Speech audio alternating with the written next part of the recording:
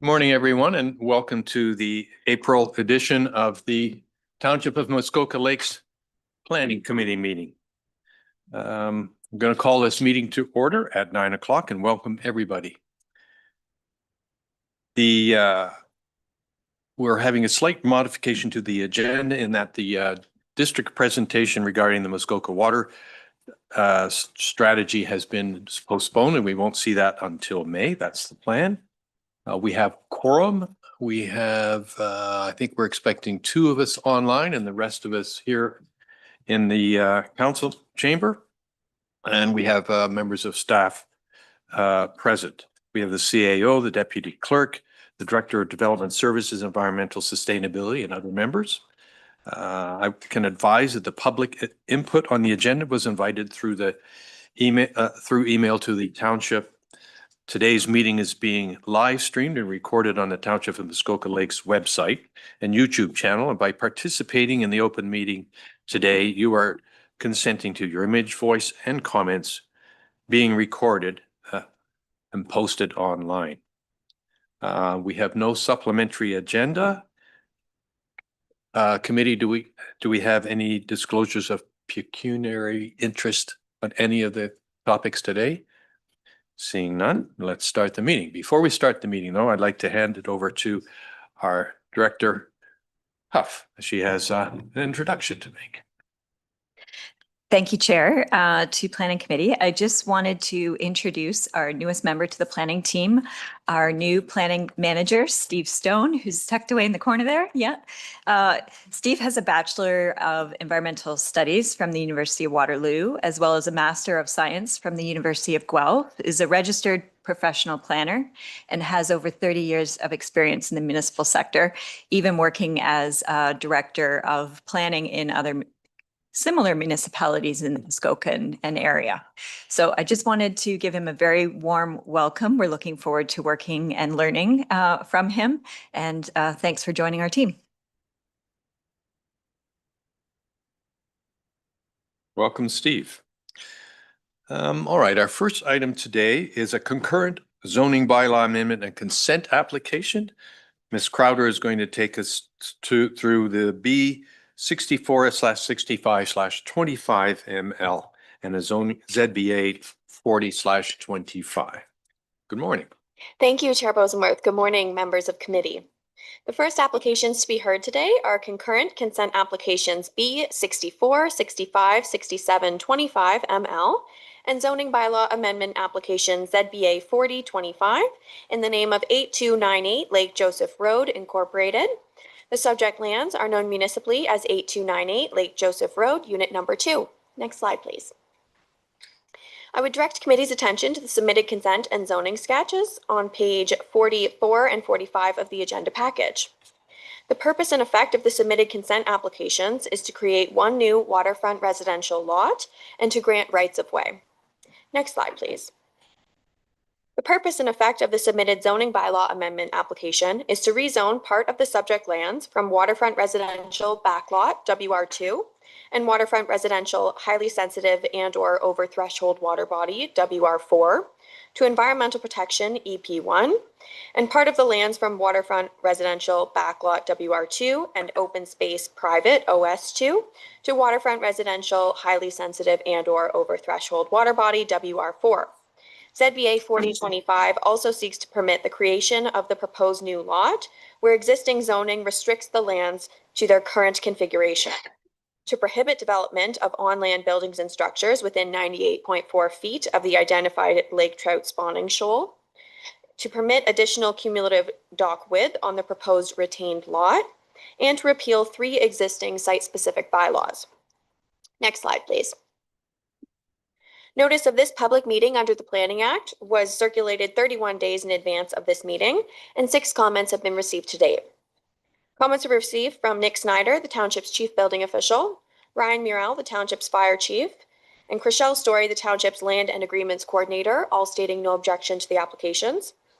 Comments were received from Matt Veach, Development and Transportation Engineering Coordinator, stating no objection to the application, but that civic addressing changes may be required.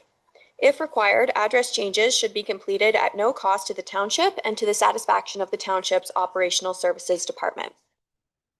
Comments were received from Sarah Campbell, planner for the District of Muskoka, stating that they would not be opposed to the applications, provided that the appropriate development control techniques are used to implement the recommendations of the scoped natural heritage evaluation completed by Christowin Consulting dated December 2025.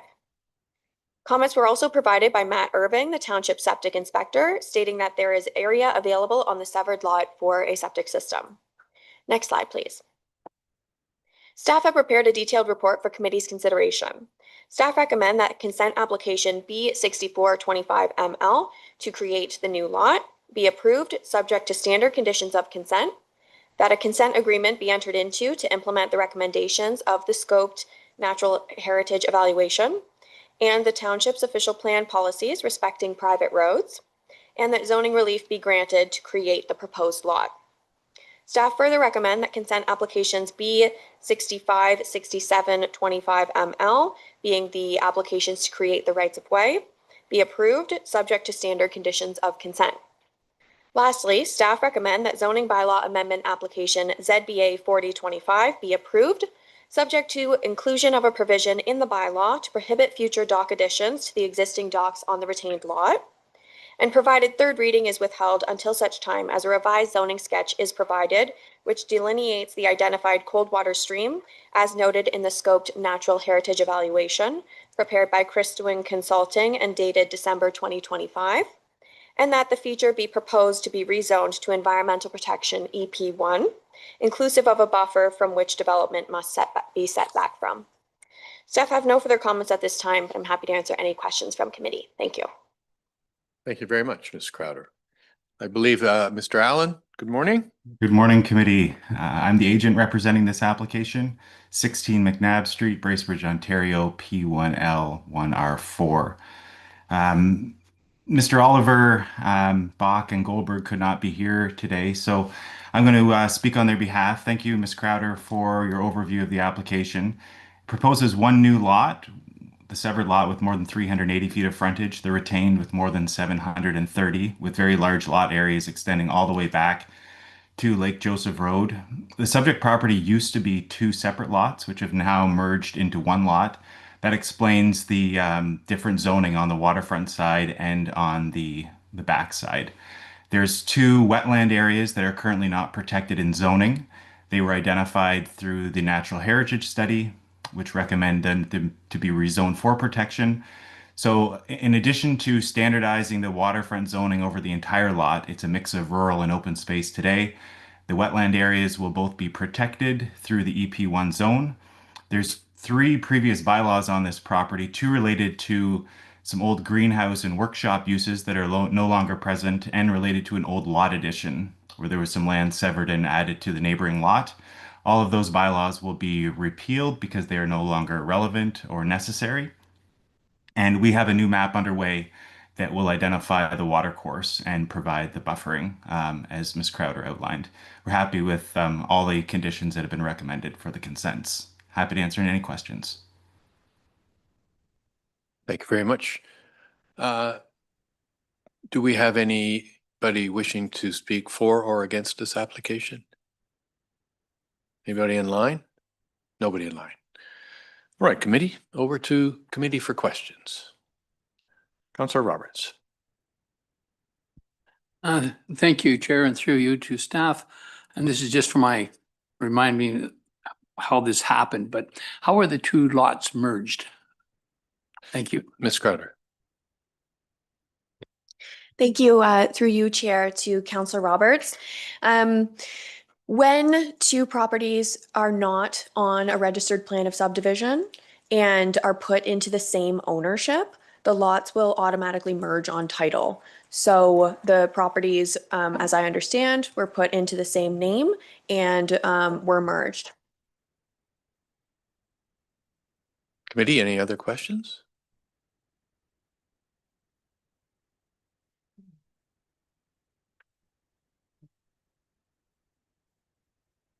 All right.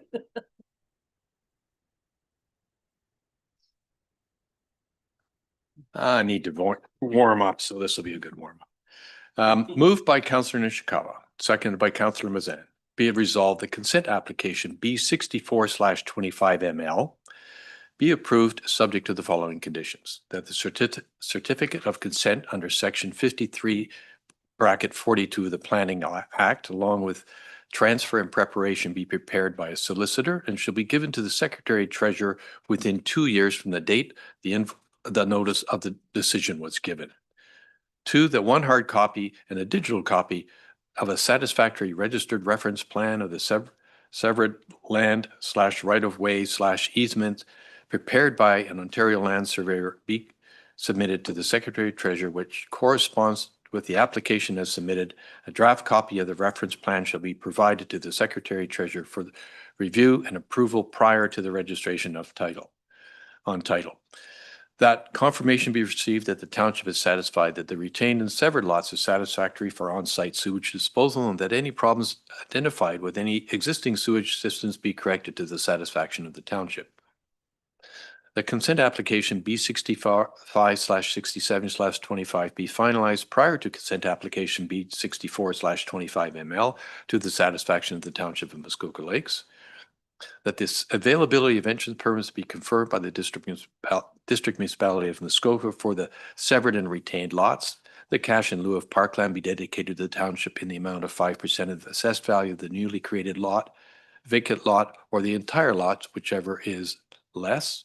That a satisfactory consent agreement under the section 51(26) of the Planning Act be entered into with the township and registered on title of the retained and severed lots of consent application B64/25ML contains provision to the satisfaction of the township that includes but not is limited to A, provisions to implement the recommendations made from the scoped natural heritage evaluation prepared by Christawan Consulting and dated December 25th, and provisions wherein the owner acknowledges and agrees that the township does not or is not required to maintain or snowplow an unopened, unassumed, or private road or street, and that the township will not take over or assume an unopened, unassigned, or private road or street as a township public road or street unless it has been built according to municipal standards then in force, and that township is not liable for any injuries, losses, or damages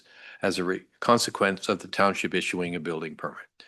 And 8, that zoning relief be approved to facilitate the proposed lot creation to repeal the existing site-specific bylaws associated with the lands and to implement the recommendations made within the scoped natural heritage evaluation prepared by Christawan Consulting and dated December 25th. Any discussions on that? All those in favor? Any opposed? Thank you. Carried.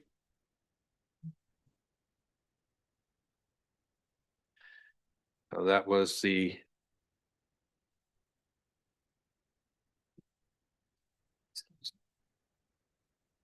second one related to this is moved by Mayor Kelly, seconded by Councillor Burry.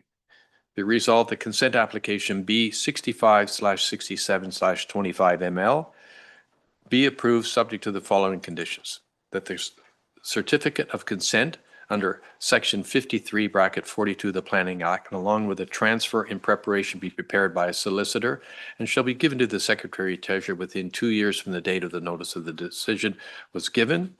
2, that one hard copy and a digital copy of a registered reference plan of the right-of-ways prepared by an Ontario land surveyor be submitted to the Secretary Treasurer, which corresponds with the applications as submitted.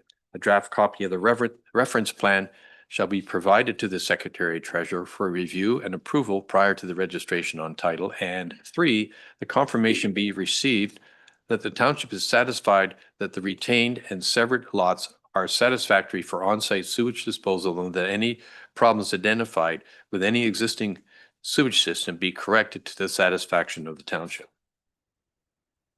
Any questions or discussions? All those in favor? Any opposed? It's carried.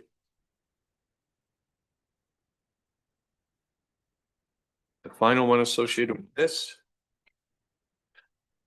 Moved by Councillor Edwards, seconded by Councillor Roberts, be it resolved that zoning bylaw amendment application ZBA-40/25 be approved subject to the following. One, that the third reading of the bylaw be withheld until such time as a revised zoning sketch is provided, which delineates the identified cold water stream as noted in the scope natural heritage evaluation prepared by Christowin Consulting and dated December the 25th, and that the feature be proposed to be rezoned to environmental protection bracket EP1, inclusive of a buffer from which development must be set back from, and number two, that a provision be included in the draft bylaw wherein additions to the docks on the retained lot in consent application B64/25/ML be prohibited, essentially locking the over width docks into their current configuration. Any questions or discussions? Seeing none, all those in favor? Any opposed? That carries. Thank you. Thank you.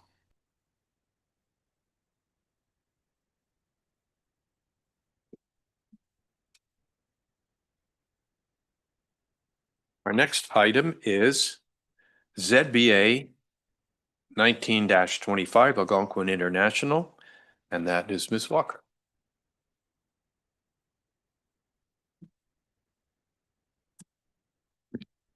Good morning, everyone, and thank you, Chair Bosenworth. The next application to be heard is zoning bylaw amendment application ZBA 1925 in the name of Algonquin International Corporation. The subject lands are known municipally as 1512 Muskoka Road 118 West, and I would direct committee's attention to the submitted site plan on page 192 of the agenda package. Next slide, please. The purpose and effect of the proposed zoning bylaw amendment application ZBA 1925 is to amend the permitted uses on the subject property, increase the number of parking spaces, amend the location of the permitted buildings and structures, and repeal bylaw 2021-034. The proposed draft bylaw will permit a food store and a museum as a main use. The definition of a museum use is proposed to include other uses associated with the operation of a museum, including fundraising activities and organized programs and activities such as a day camp. The proposed accessory uses consist of special events center with a maximum capacity of 150 guests, retail, a servery, storage building, and a mobile food and refreshment vehicle. The application also proposes to permit 5.5% lot coverage, increase the minimum parking to 85 spaces, and amend the constraint area. Next slide, please. There is an existing site-specific bylaw on the subject property, bylaw 2021-034. The key changes from the existing bylaw to the current proposed bylaw are as follows. To change the main permitted uses from a meat cutting facility and marine museum to a food store and a museum. To change the capacity of the accessory event center from 125 guests to 150 guests, to specify that a servery is permitted to include portable warming or heating facilities, to increase the minimum parking requirement from 75 spaces to 85 spaces, and to amend the constraint area shown on Schedule 2. Table 2 in the staff report provides a full overview of these proposed changes. Next slide, please. As part of the application for bylaw 2021-034, a number of reports and studies were completed. These included an environmental impact study, a traffic impact brief, a response to a peer review for the traffic impact brief, a hydrogeological study, and a stormwater management plan. Next slide, please. The following reports and studies were completed in conjunction with the current application, ZBA 1925. An update to the mitigation measures following the construction of the Marine Museum and subsequent memorandum prepared by Beacon Environmental Limited, a supplemental hydrogeological technical memo for additions to that relate to the current application, and an addendum to the townships of Muskoka Lakes traffic impact brief prepared by Tatham Engineering. Next slide, please. Notice of this public meeting under the Planning Act was circulated 29 days in advance of this meeting, and 7 comments have been received to date. Comments were received from Nick Snyder, the Township's Chief Building Official, Matt Veach, the Township's Development and Transportation Engineering Coordinator, Sarah Campbell, Planner for the District of Muskoka. Letters of objection have also been received from Mary DeClaire, Olga Fleming, Catherine and John Piercy, and Boris Simbel, all area property owners. These comments have all been circulated to committee prior to today's meeting. Next slide, please.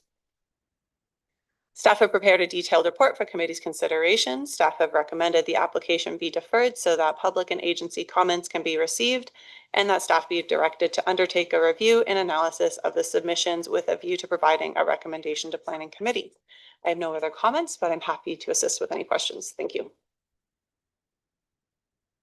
Thank you very much, Ms. Walker. Mr. Zurbach,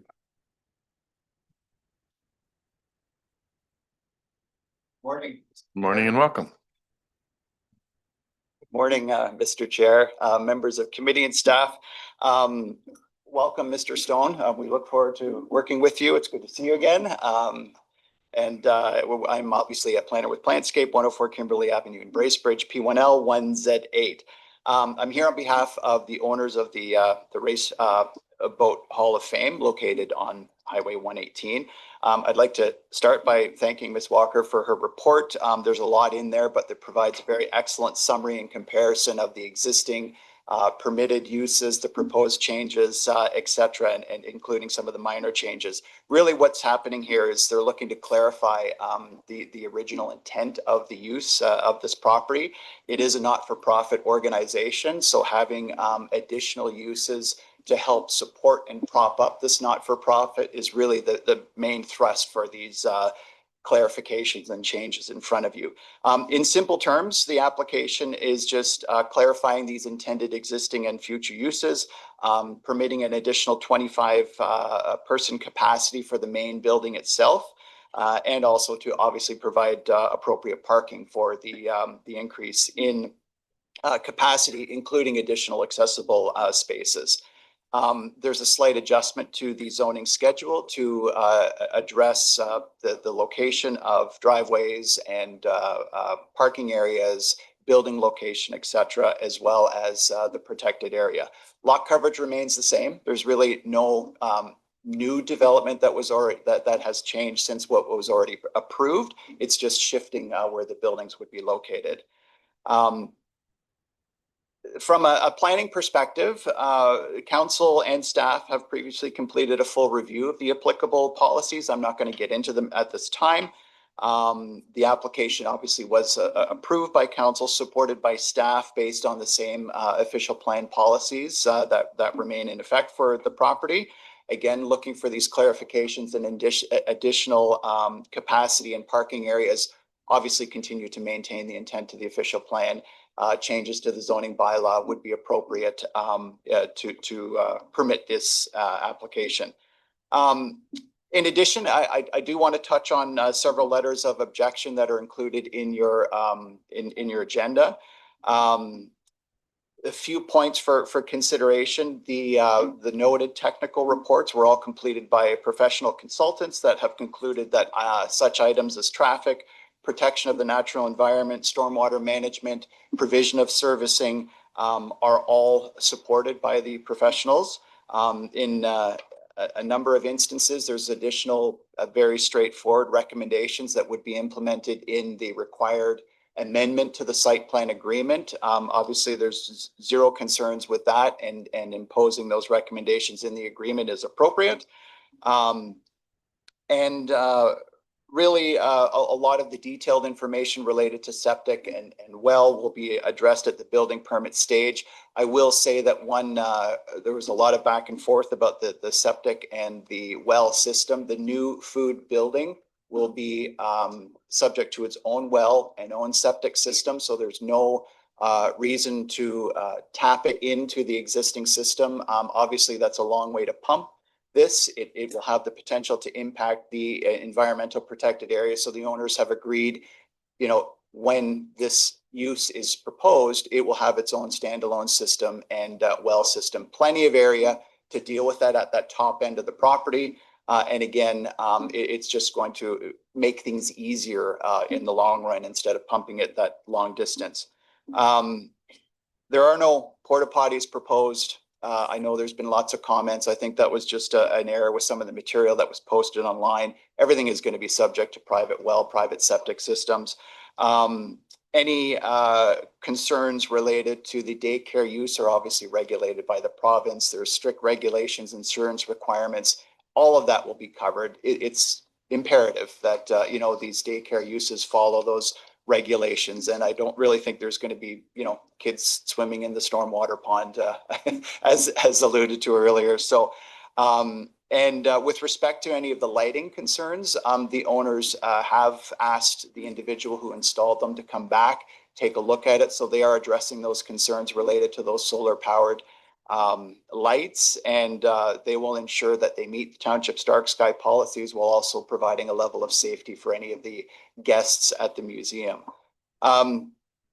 Really, we're here to hear what council and the public have to say. We're happy to address any questions and concerns, and we're looking forward to this coming back to the committee at a future date. Thank you. Thank you very much. Do we have anybody wishing to speak in support of this application? Do we have anybody online wishing to speak against this application? No one's raised their hand. All right. Over to committee. Now I'm going to start with Councillor Edwards. He is informing he's got a number of questions. Do you prefer Councillor Roberts go first? Because both of you have spoken to me earlier, so we'll start with you. Thank you. Thank you, Alan, and through you, Chair. I actually have 4 questions. I'm going to postpone asking 3 of them until the resolution is read, and we can get into a discussion. But I have the one I'd like to ask staff is for the public benefit, would you please detail the traffic study that was recently done, in which the district concluded that there is no material impact on the operations of the adjacent road network? Thank you. Ms. Walker. Through you. So I'll go back to the original, starting with the original study that was done, because I think it is pertinent. So as part of the original application, there was a traffic impact brief completed by Tatham Engineering, and that was dated 2021. As part of that, a peer review was conducted by local residents, and an addendum was done, and a response was also provided by Tatham on that. So the original study was conducted in 2021 in the month of May. In the study, some of the original criticism of the study was that it was done during the stay-at-home order during the COVID-19 pandemic. The study does acknowledge that volumes were less at that time, and therefore they looked at the average daily traffic volumes in the same location from 2015 to 2021, which were provided to them by the district, and they increased their peak volumes by 60% to account for the decrease in traffic during that time of the pandemic. The initial study considered the proposal for the boat museum, a storage building, a covered porch, and a butcher shop. That was further reduced, and a revised proposal was done at that time as part of the original application, which reduced the capacity from 150 to 125. And at that time, Tatham did conclude that the road was acceptable for the proposal that was originally proposed. So as part of the current application, it was requested that an update be provided to the traffic impact brief because the capacity is proposed to increase from 125 to 150. There's a few other components that are being introduced as part of a museum use, such as a day camp.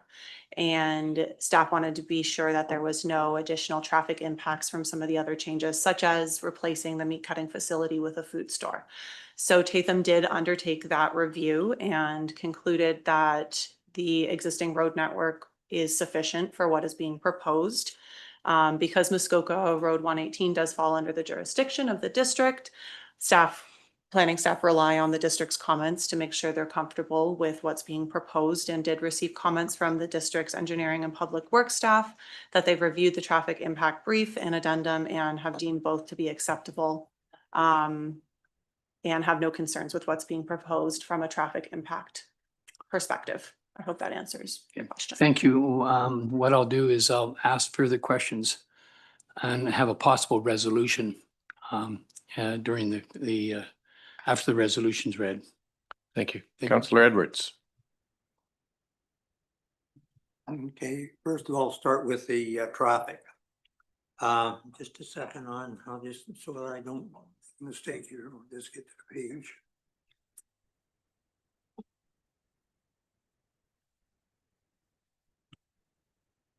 And it was mentioned by CC Tatum that the hours would be from 8 AM to 3 PM.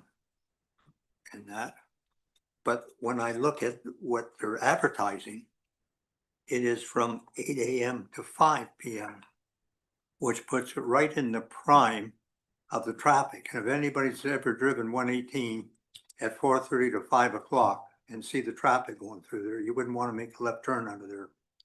And if the district had to, and that's an 80-kilometer speed limit there, which is about 2 kilometers to the 60.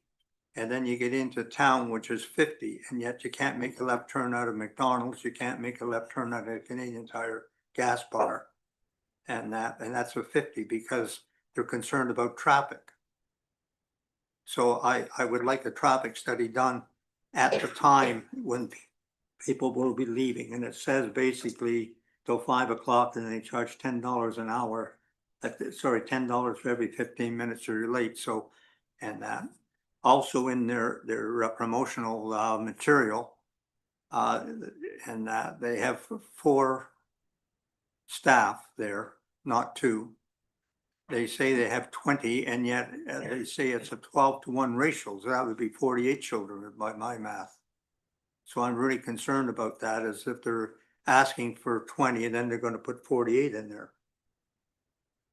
And that the water system is for 150 people. They haven't taken any staff. There's going to be staff there. There's going to be children using that. So there's 20. They're up almost over 150 now. When they said cistern or holding tank, I thought that's what they were putting in. It's just a pressure tank, even though it's a large one. You can't get all the gallons or liters out of that. You're lucky to get half out of that.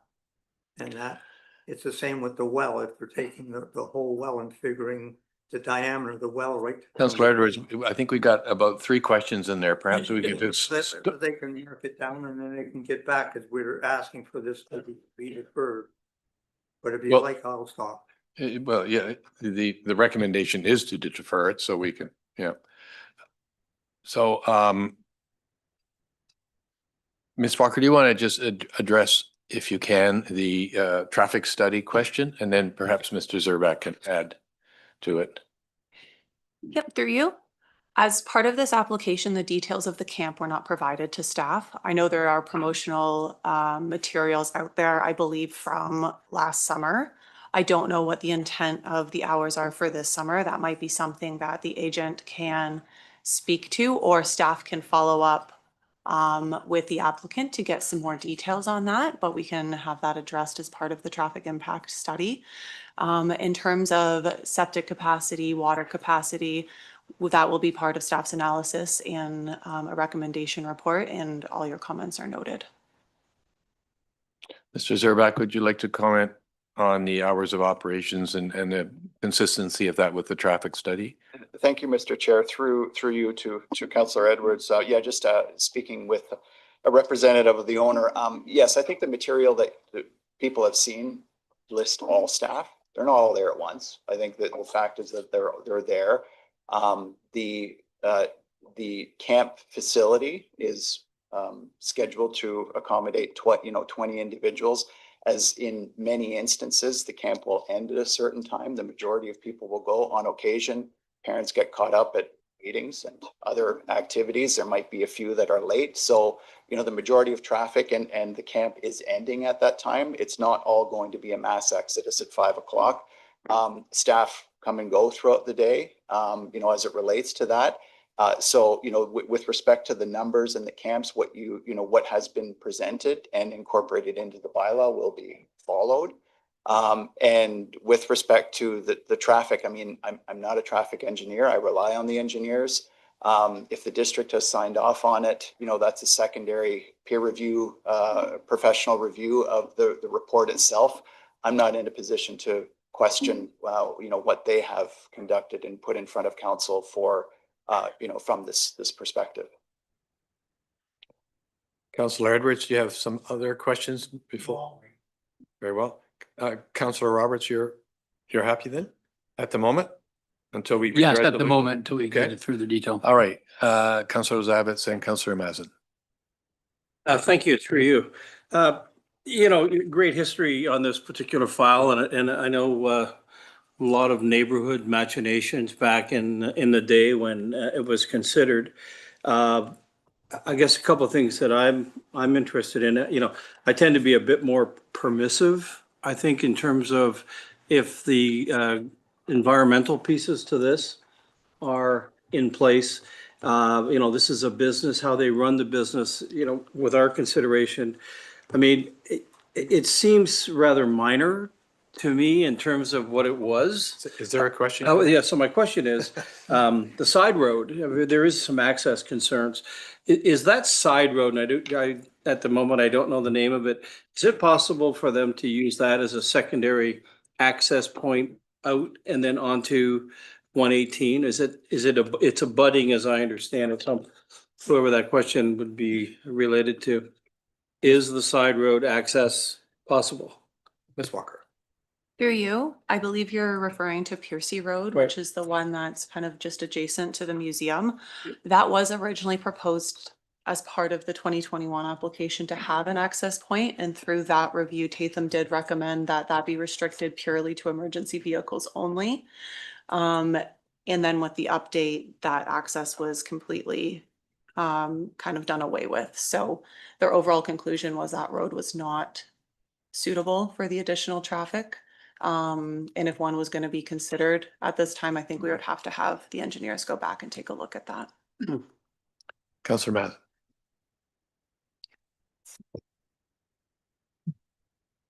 Thank you. And through you, I have two questions, and maybe I'll just start because we've been focused on the traffic study. That's just a note, just given we have a lot of people in the room listening. Even with the current uses, signage on 118, and while separate from the actual study, is an ask and an ongoing concern, simply because there isn't a buildup to understanding the entrance to the facility, and the facility itself, their signage is kind of far back. So it's been noted, just because of the turn, there is the resort across the street, just even on its current use, would ask the district to actually really prioritize improving that signage so people coming in and out actually know what's coming up and slow down appropriately. So that's just a side note to the traffic. The second thing I would like to ask, and it's a point of clarification, I really have tried to understand, I tried to do a bit of my own planning research online to try to understand the nuance between shifting it from a marine museum definition to a museum. And, how does that meaningfully change this application? Ms. Walker. Through you, I think in that regard, it would essentially mean that the use wasn't restricted to only displaying marine artifacts. So hypothetically, the use of the museum could change what it's displaying in the future. So it's not tying Okay. it down to just a marine museum or a boat museum. It could be a different type of museum. I don't think the owners, from my understanding, have any intent on changing it in the near future, but wanted the additional flexibility moving forward. Mr. To what they're Zerbeck, permitted would you like to to comment display. on that at all? Thank you, Mr. Chair, through you. Again, not for profit, providing some flexibility. Maybe they want to look at the history of a dock or a helmet or something. They're just looking for additional flexibility so that it's not pigeonholed into just, being a marine speedboat museum. Councillor Mazin. Thank you, and through you. So there's two kind of quick questions on that then. So that's just a minor amendment to allow for the same use that's happening today, but included in this entire package is my clarification on that, I guess. And then understanding that there's an event place, and I think some of the uses that are currently being contemplated again, I'm just trying to understand. Could they run a fundraising event in that event place today? Would we know that? Ms. Walker. So the current use permits a marine museum, and accessory to that, there is a permitted event center with a maximum capacity of 125 people. So they could have a fundraising event in that event center. Right. As it stands today.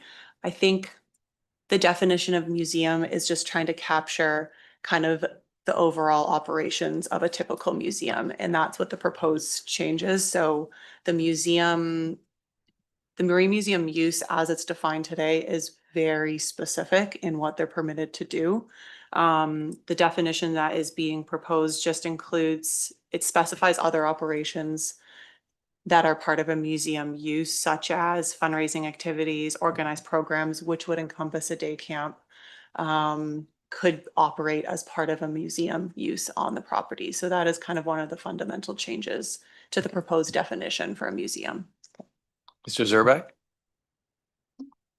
Sorry, if I may, and it was just clarified as well, the other key component, I mean, having a marine museum just really talks about the contents. Being a museum also allows the things that the applicants are looking for, such as the day camp and the fundraising activities. So the original definition has sort of restricted those other types of similar accessory uses that a traditional museum permits, day camps and other things. So that's again the main reason why we're just sort of scaling it down to a museum. Thank you.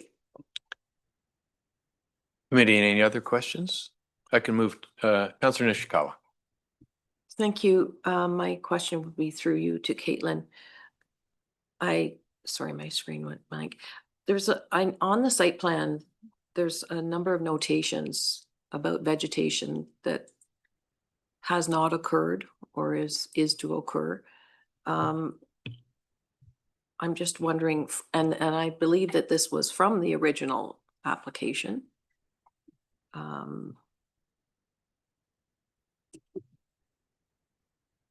Like Beacon has pointed out a number of places. I'm just, did they give you a reason why plantings didn't happen? Ms. Walker, status of plantings. Through you, are you able to specify exactly what plan you're looking at, just so I can have it in front of me as well? It's the site plan. And whose site plan? Is it in the staff report? It's in the staff report, yes. It just says site plan, so it third line down. Yeah. Is it the one that specifies Schedule B to SPA 7621? When I push on site plan, it just shows up as a site plan. Oh, I see. Okay, the one that's attached. Okay.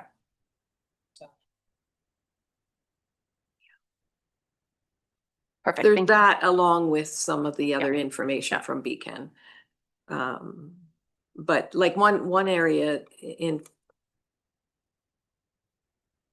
I actually saw two different comments about the swale behind the Marine Museum, that they're looking to alter that to minimize it. And I didn't quite understand what that meant. But also it was noted that there was a number of locations that plantings were to have taken place and have not. Ms. Walker. Yeah, so my understanding is the current site plan agreement that's in place, some of the plantings have been completed as originally proposed, but the township has not yet done an inspection, return security. So that's an ongoing process. Through Beacon's review, it was determined there are a few locations where plantings will no longer be appropriate based off of the on-site construction that's taken place. So for example, a fire dry hydrant and fire turnaround was required as part of the building permit process, and that was done after the site plan was approved. So that's the area 11 that Beacon refers to in their report. That area was originally proposed to be completely revegetated, and Beacon has proposed some just additional plantings in a new location. Through a site plan agreement, if this does move forward, we would kind of determine what the details of that would look like.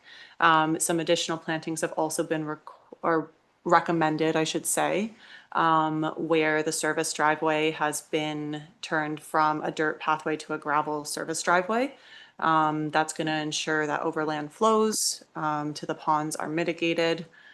Trying to think if there's any other areas. Does that answer kind of the two main?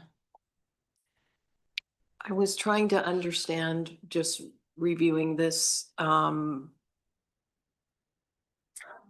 impact on the neighbor's property as well. Mhm. So we can, look at a property next door and they decide to put a swale in and they try to do this, but in fact, it actually starts flooding out the neighbor's property. So that's what I was trying to follow Okay. there. Thank you. All right. Councillor Roberts. Thank you, Chair. And on the same subject, and is on page 183, figure 4, that I'm referring to. It talks about plannings, but would you, and I see number 11 because I'll be discussing number 11, but number 7, can you remind me why that one's labeled as on page 183? Ms. Walker. That's just an area that's proposed to be revegetated and the natural and maintained. This figure is Schedule B to the current site plan agreement that's registered on title. So it will be put in place if it hasn't already been installed. Yeah. Thank you. Thank you. Just Committee, other questions? And other than that, I can read the resolution and we can have discussion. Councillor Zavitz. No, thank you, through you. And I guess to planning staff, if they would know, have there been any vehicular accidents as a result of this installation since 2021? I believe so. 2021 would have been. I just wondered what everybody, there's some concerns about that. Can we speak to that? Do we know of any? Ms. Walker. Through you, I wouldn't be able to speak to that, unfortunately. Okay. Committee, I'm going to read the resolution and we can have either some more discussion. Moved by Councillor McIntyre, seconded by Councillor Kent. Be it resolved that a decision on zoning bylaw amendment application ZBA 19/25 be deferred so that public and agency comments can be received and that staff be directed to undertake a review and analysis of the submissions with a view to providing a recommendation to Planning Committee on the application. All right, committee. This is where we have a chance to give some input and guidance and further discussion on. Councillor Roberts, would you like to start? You had some other questions. thank you. I do have any, so I have a few. And I want to thank staff right off the top. I had a lot of questions received from the area constituents. I'm well over 16, 20 questions, which staff helped me answer so that I could give back. And that's probably why they're not here today, is that many of those questions and concerns were answered. They may not agree with the answer, but they were answered. But the big, I have 4 or 5 big ones that they really, I think we need to pay some sort of attention to. And the one right off the bat, Councillor Edwards and I have talked about is the traffic study. The traffic study is performed by professionals, as I agree with Stefan. But there's a feel from the community. We all do. Like Piercy Road, for example, Mr. Zavitz is right on the curve. To come out of there is off of Piercy Road. It's blind. So we closed it up. That was on the original one, rightfully so. But the subject property is situated along Highway 118 with sight lanes that are restricted due to a horizontal curve in one direction and a vertical incline in the opposite section. And people have observed that the speed, very few people honor the speed through there. It is, it's cottage country, they're rushing to town, and they're well over in observations the supposed speed limit. So I would like to propose, and Councillor Edwards said he would second this motion. that we would request the district to install, because we got to get facts here, like real facts that the community can, myself, because I travel that all the time, that the district install speed monitoring devices in front of the subject property for the week before, during, and the week after the May long weekend. So we have hard facts of speed limits and volume. Subsequent to that, I would see if Councillor Edwards would second this motion as well, as it came from the conversation, is that it was mentioned that there would be no porta potties on the property. Now, there was a function last year that was a movie shoot or something like that, and there were a lot of where they're having the proposed retail place, they had porta potties, they had to or have something. So it's mentioned that there would be no porta potties on the property. Could it be, I'm asking if we could put a condition of approval that there would be no porta potties permitted on this property. So that's a Ms. Walker, let's resolution. deal with the porta potty one first. Do you have any thoughts on that? On, you know, whether what Councillor Edwards is suggesting, or sorry, Councillor Roberts is suggesting is even possible. I may look to Director Huff as well to assist me on this. I think the permanent installation of porta potties or having porta potties that are there all the time would contribute to lot coverage, which is going to be limited through the proposed bylaw. While it doesn't specifically restrict porta potties, it may be one way to limit where they're located on the property. I don't, however, know if we can fully restrict the use of porta potties on a property, as they are something that's regulated under the building code. Director Huff. Thank you, Chair. I would agree with Ms. Walker's assessment that if it's permanent in nature, that would be something, versus if it's temporary in nature. Under the code, if the building code allows for porta potties, especially for temporary uses, special events, then I don't see a way that we could prohibit them. Councillor Roberts. Thank you, Chair, and through you. The building code does not permit them, but could we add something that they'd have to ask permission to use a porta potty? We're concerned with the big events and porta potties and the management of porta potties and stuff like that. So that's what I'm asking. The Planning Act does not do anything for this. The building code appears to have something. What can we do to protect the property from this? Ms. Walker. Through you, my suggestion will be staff can take the comment and look into what our options are between now and when we return, and we can include that in a staff report at that time. Thank you. Thank you. So then it would be the resolution only that I would want. And your resolution is to request from the district that they do a traffic study over the May long weekend, roughly. Yeah, traffic collection. It's actually a traffic data collection of what's actually occurring. Councillor Edwards, are you willing to second that? Second.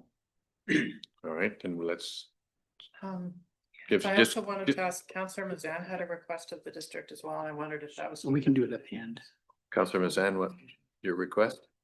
Thank you, and through you. I was actually wondering if this is the right moment to just add, if it's one request to do with traffic study, one department, we could ask them to look into the improved signage on 118, as it is anyways today. I think it's my understanding, and I can't speak for the applicant, but I've heard throughout multiple sources, there's been attempts made, but there's limitations as to what can be put up on the actual highway corridor. I'm stepping out because I'm just hearing this third hand. And so a request might be appropriate at this point to the district to explore further signage on 118 to improve the safety and the understanding as to where your entrance is. It's an unusual entrance, and it's something that I've heard quite commonly as a concern. People go flying past it and then have to turn around to come back to find the actual entrance. So Mayor Kelly. Thank you. And through you, just to pick up where Councillor Mazan left off, that may also involve the township because maybe someone can help me with this. My understanding is that that's part of what we've designated as a scenic corridor. And I believe that's part of our official plan. And I believe that would require involvement of the township, either to give relief or, so we may need to be included on that, on Councillor Mazan's request. Director Huff. Thank you, Chair.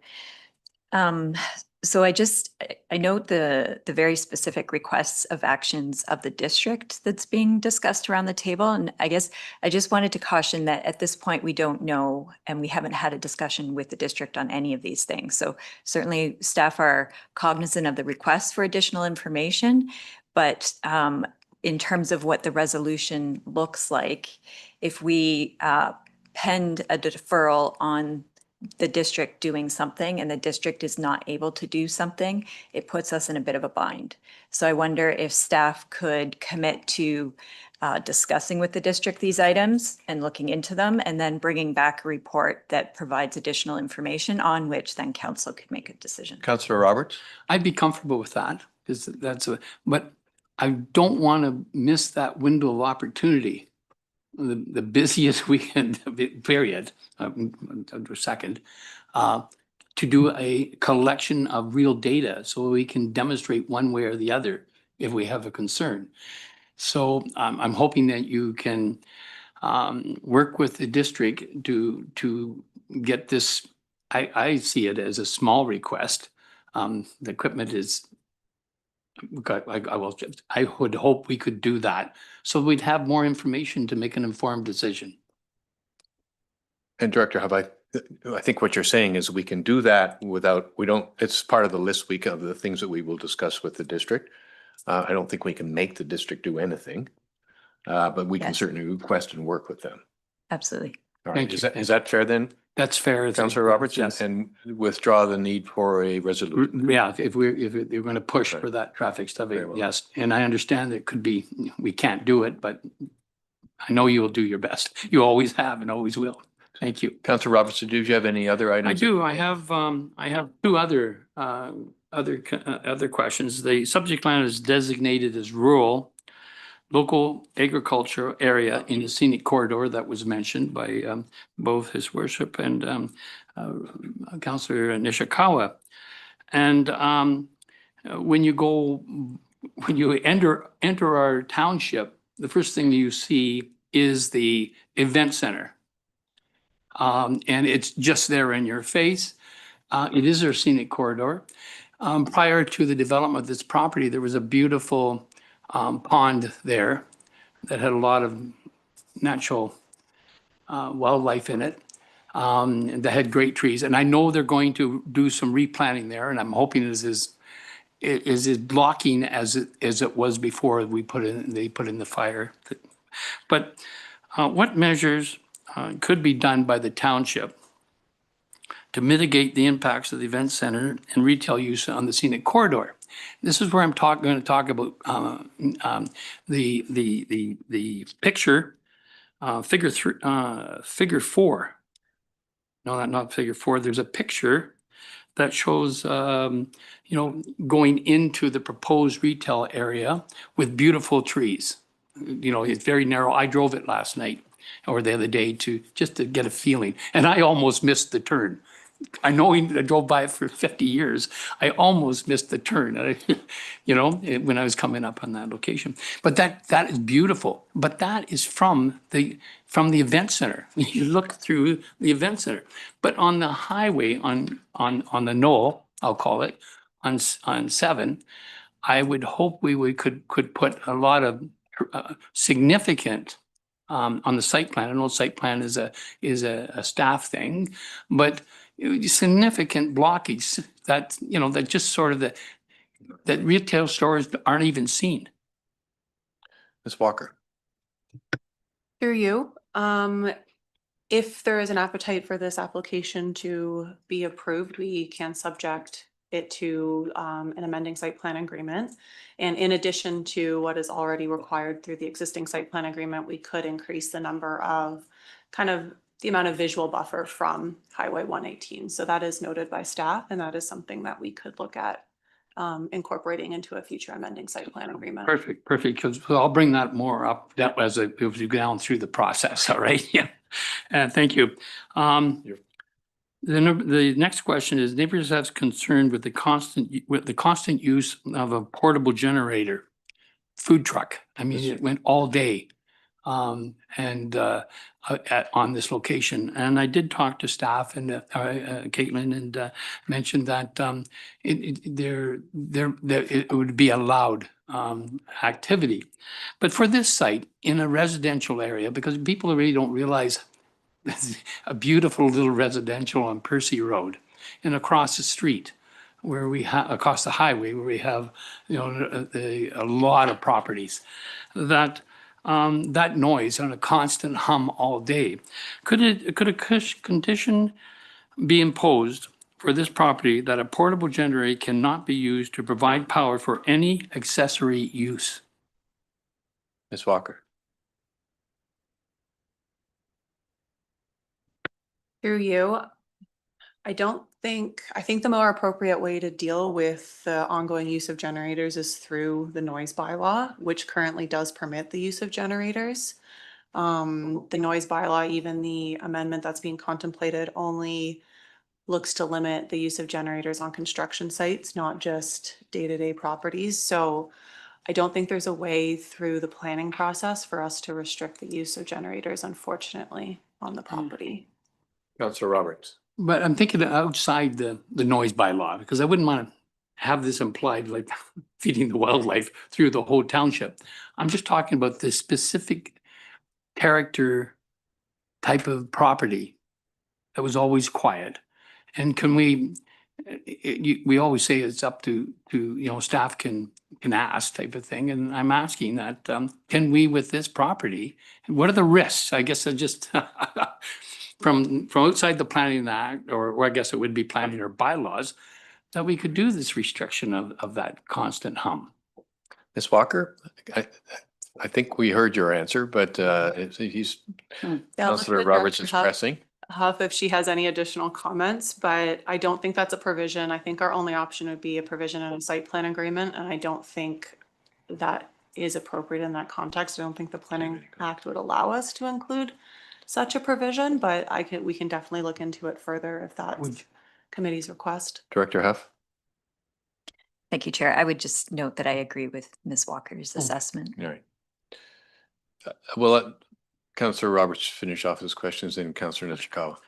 I saw Mayor Kelly had, okay, can I continue? Yeah, sorry. So finally, so next to final,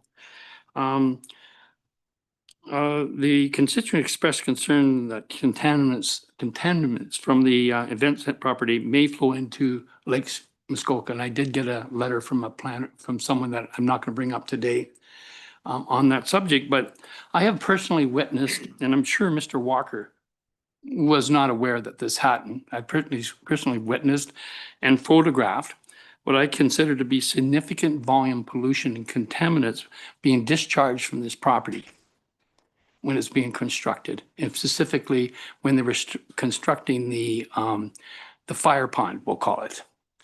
They took that full pond and drained it into Lake Muskoka. So, I'll get to it. So my question is, what monitoring measures could be the township implement to alleviate these concerns? And I'm sure Mr. Walker was not aware of that. It was just done by a contractor, but there's concerns.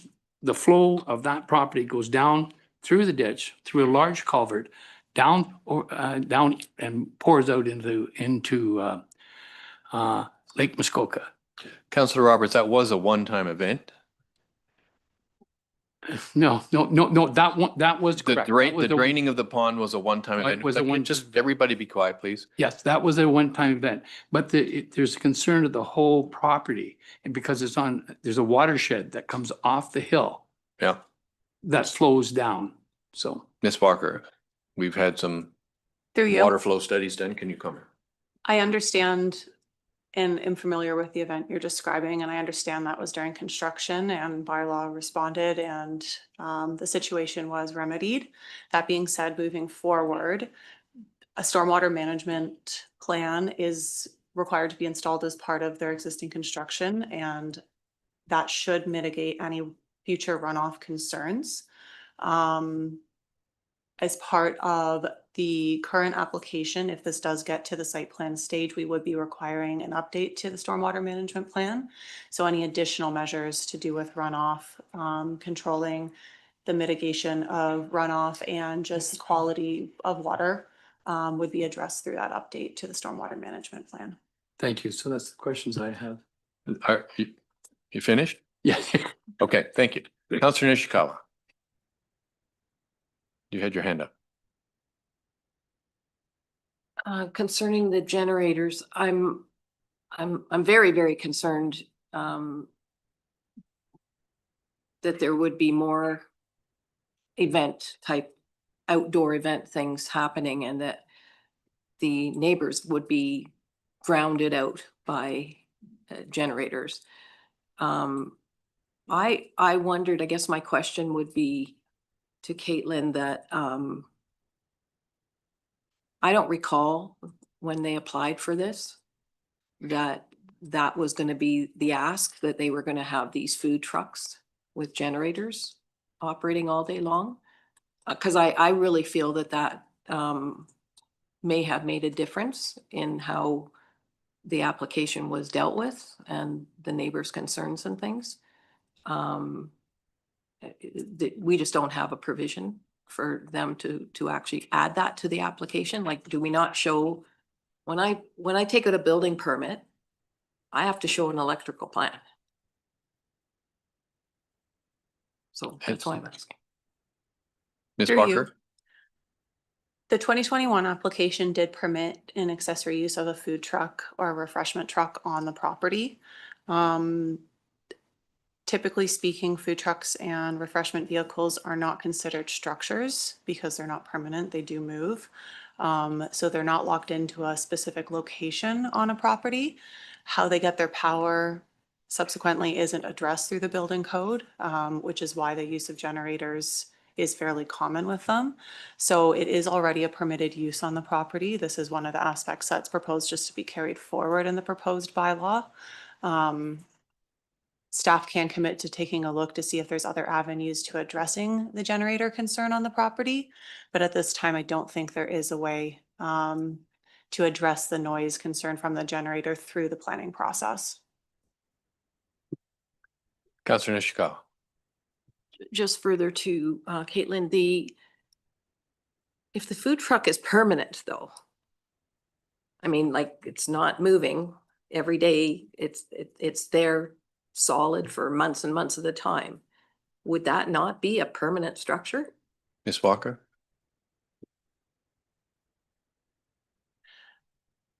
Provided it didn't meet the definition of a structure in our zoning bylaw, then no, I don't think it would be considered a structure. So if it doesn't have a foundation, if it's movable, then we wouldn't consider it a structure and it wouldn't be subject to the regulations under the zoning bylaw or the Ontario Building Code.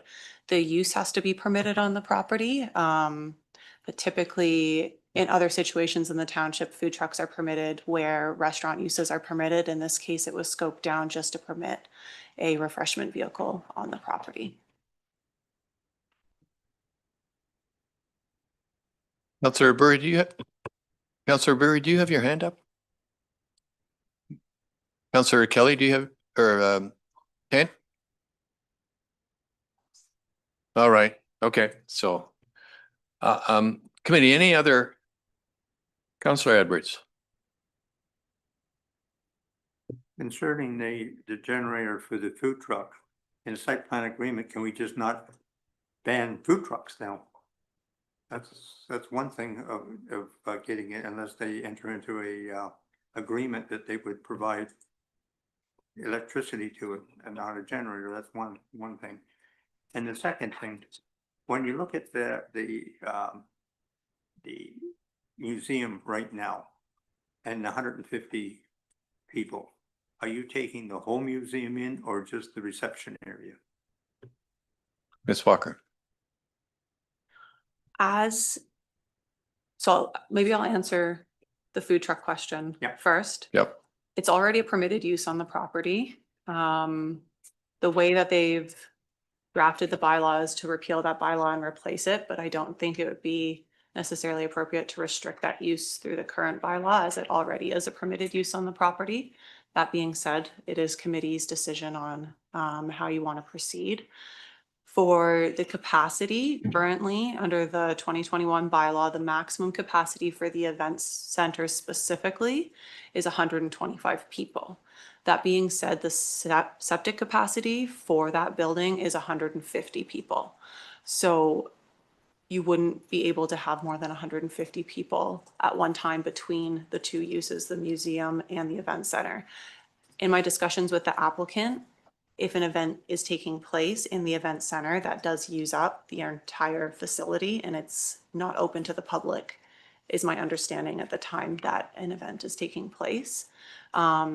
Through this process and staff's analysis, we could consider if it's appropriate to restrict the total capacity of that building on the property instead of just the event center. So that at any given time, the capacity doesn't exceed 150 people. Okay, now there are. Councillor Edwards. There are things in the thing, so if they have tables there, it would reduce some of that. You're looking at just seating at 150, or if your table's at 150 with a liquor license. Is it? Ms. Walker, is it the 150 represents the capacity of the whole building? Is that correct? Currently, as the draft bylaw is proposed, the 150 capacity is specific to the event center. Kind of in addition to that, however, the septic capacity for that building is 150 people. So there's kind of two aspects to it right now. So they're proposing to have a maximum of 150 for the event center, but even as it's currently serviced today, that building cannot support more than 150 people due to the septic capacity. And would it be clearer if the bylaw, the new bylaw, just said 150 for the whole building, which brings it in line with the septic capacity? That is something we could consider through a recommendation. Mr. Zerback, do you have any comments on this? Councillor, Mr. Zerback, please, first. Thank you. Appreciate the extra airtime here just to resolve some of these things. And I've had many discussions with the individuals. We can't limit don't forget the food store is going to have its own septic and well. So we don't want to limit the entire property with that number of persons because that's going to be subject to its own separate system and capacity. Right. The 150 for the building is already entrenched in the bylaw. If you're, and the initial assessment was the food store could be accommodated with the capacity, but they're not doing that. They're putting it separate. So we would ask that, the numbers that are here apply it to the event center museum. It's the same thing. And the septic capacity is already there. Any liquor license would be separate, not subject to, but again, they shouldn't be issuing a liquor license for 190 people if the capacity is already at 150. So we're really dealing with just the building. And I think what's included in the bylaw will limit that, prevent that, from happening. But the food store, we'd like to sort of keep separate under its own system. Thank you. Mr. Snyder. Thank you, and through you. I just wanted to reinforce the comments made by both Ms. Walker and Mr. Sherbeck that the building at current, from a building code perspective, has the capacity to support a total of 150 people. Anything more than that, additional construction measures would be needed to accommodate additional occupant load. Okay, thank you. Committee, any more comments or questions? All right, I'm going to call the vote. Oh, sorry.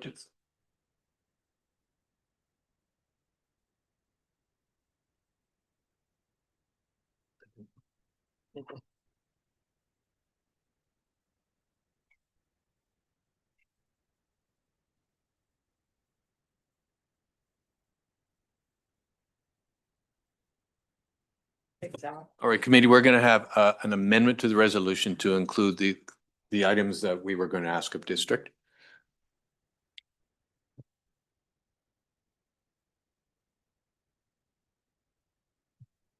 On recommendation from the clerk, deputy clerk.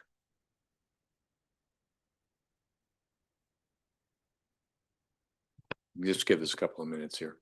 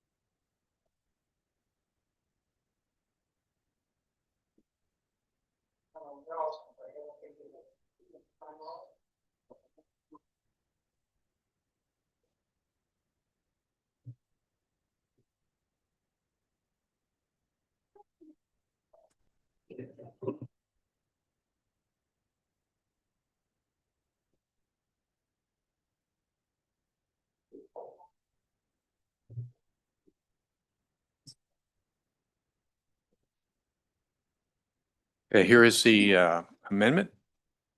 Moved by Councillor Roberts, seconded by Councillor Edwards. Be it resolved that the resolution be amended to add the following items. The staff be directed to discuss with the district municipality of Muskoka the ability to install speed monitoring and data collection systems in front of the subject property for the week before, during, and after the May long weekend, and proceed to do so if possible. And that additional signage in the area to improve driver awareness and safety also be reviewed and explored with the district municipality of Muskoka.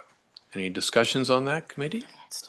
Oh, sorry, and that staff report back to committee on the findings. Good point. Any discussions? All those in favor? Any opposed? That carries. So, and so do we now approve the original motion as amended? All those in favor? Yes. Okay. All right. Thank you. Committee, let's, I think we can take a break now. Come back at 25:02. Thank you. Very okay. Or there's on the agenda, here's an item about Bill 98.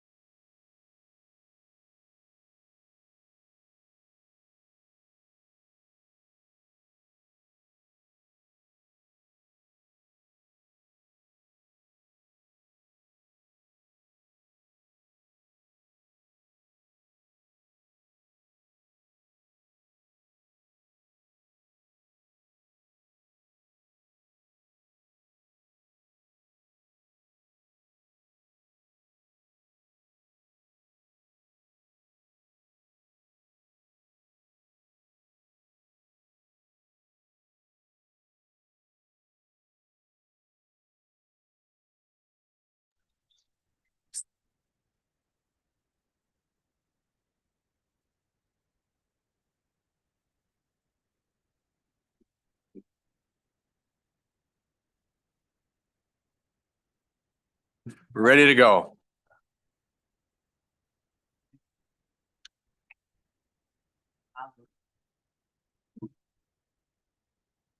All right. Our next application is ZBA 38/25 and Ms. DeMello.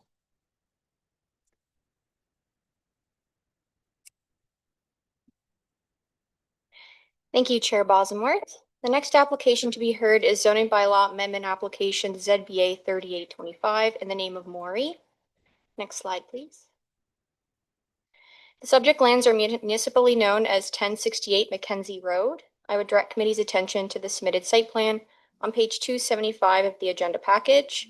The subject property is currently developed with a dwelling with an attached sun deck, a sleeping cabin and an attached sun deck, 2 sheds and 3 docks. The purpose and effect of the application is to construct a 2-story garage and remove a shed and to recognize an as-built sleeping cabin. Next slide, please.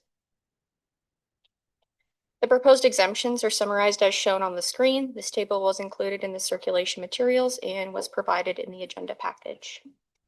Next slide, please. Notice of this public meeting under the Planning Act was circulated 22 days in advance of this meeting, and 8 comments have been received to date. Comments from operational services indicate no objection and state that a reduction in setbacks from the street can present future maintenance issues and increased costs associated with tree maintenance. Future use of the street can also be impacted.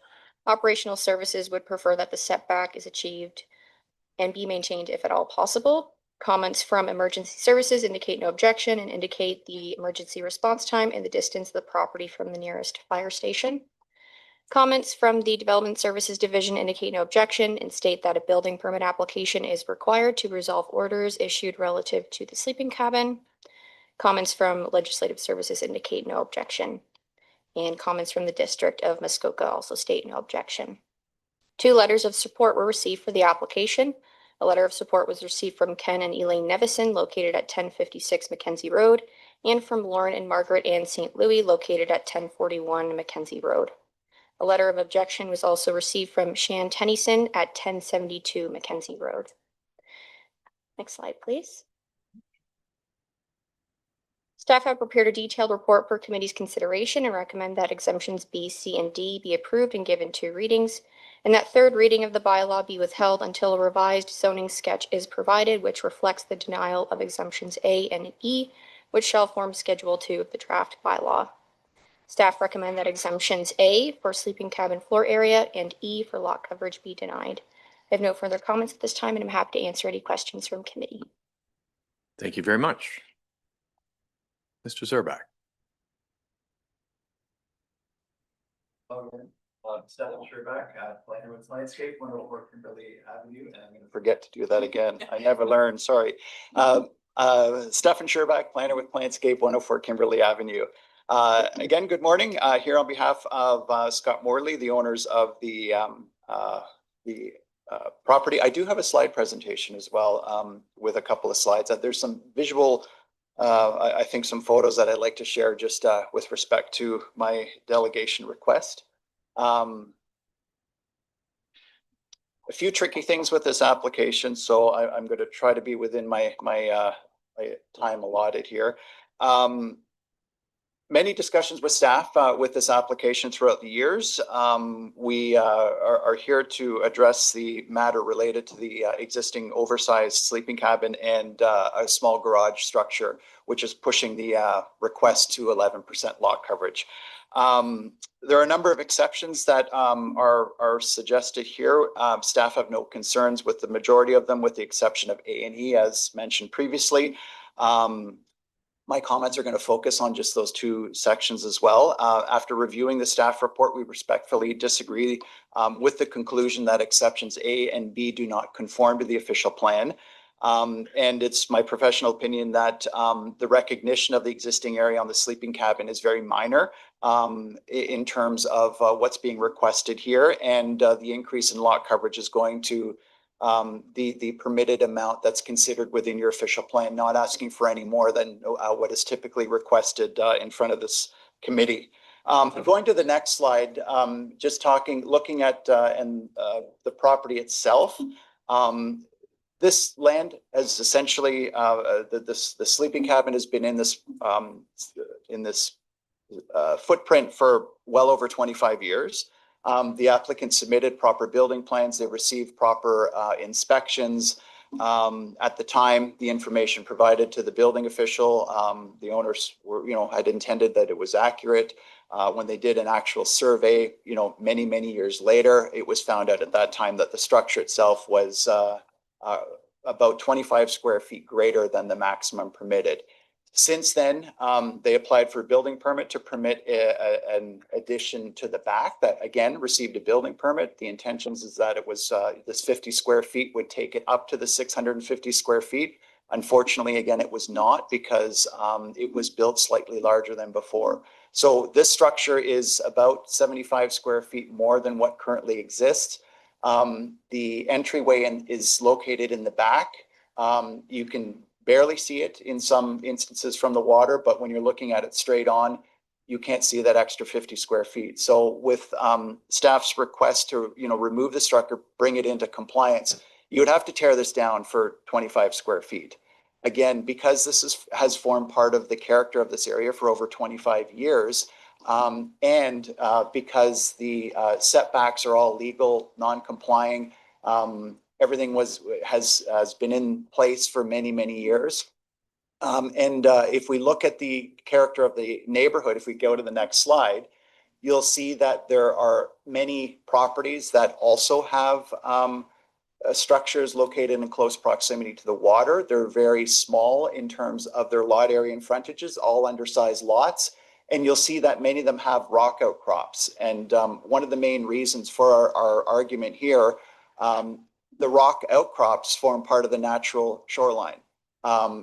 Yes, I agree with staff, there's no way of planting to screen it, but the rock forms part of the natural shoreline. There is some vegetation here. So although screening is not possible, the character of this neighborhood it does have structures close to the water, lots of open area, some tree cover in some lots, but others simply do not because of these natural constraints.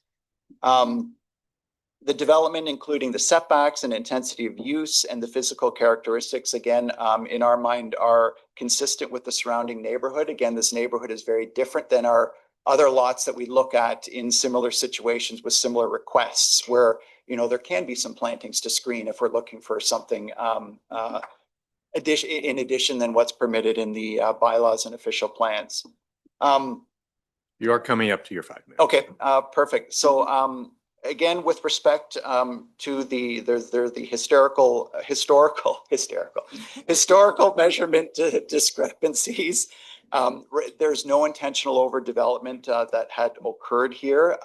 We're looking to recognize that. Again, having the owner take that down is going to be a large expense to do that, to remove 25 square feet. This has formed the character of the area for many moons. And again, it is in character with the surrounding neighborhood. Finally, with respect to the 11%, the applicants, it's a small garage that's going in the back. It's going to be situated behind the dwelling. The property itself slopes down from the road, so it's tucked into an area that requires very little, if any, vegetation removal. Again, a very small garage will not be visible from the water when you look at the property because it's going to be situated behind the dwelling itself. Again, this is something that is common with this municipality, looking for the 1/10 of an increase. And we're not looking for any more, and we're within that perspective. So in conclusion, the proposed increase in lot coverage is minor. It's consistent with the direction of your official plan. Again, we respectfully disagree with staff that the increase in size area for the bunking, it has formed the character of this area. And again, I just want to remind council that we're looking at 5 square feet. Sorry, thank you. All right. Do we have anybody who wish to speak in favor of this application? You could come up.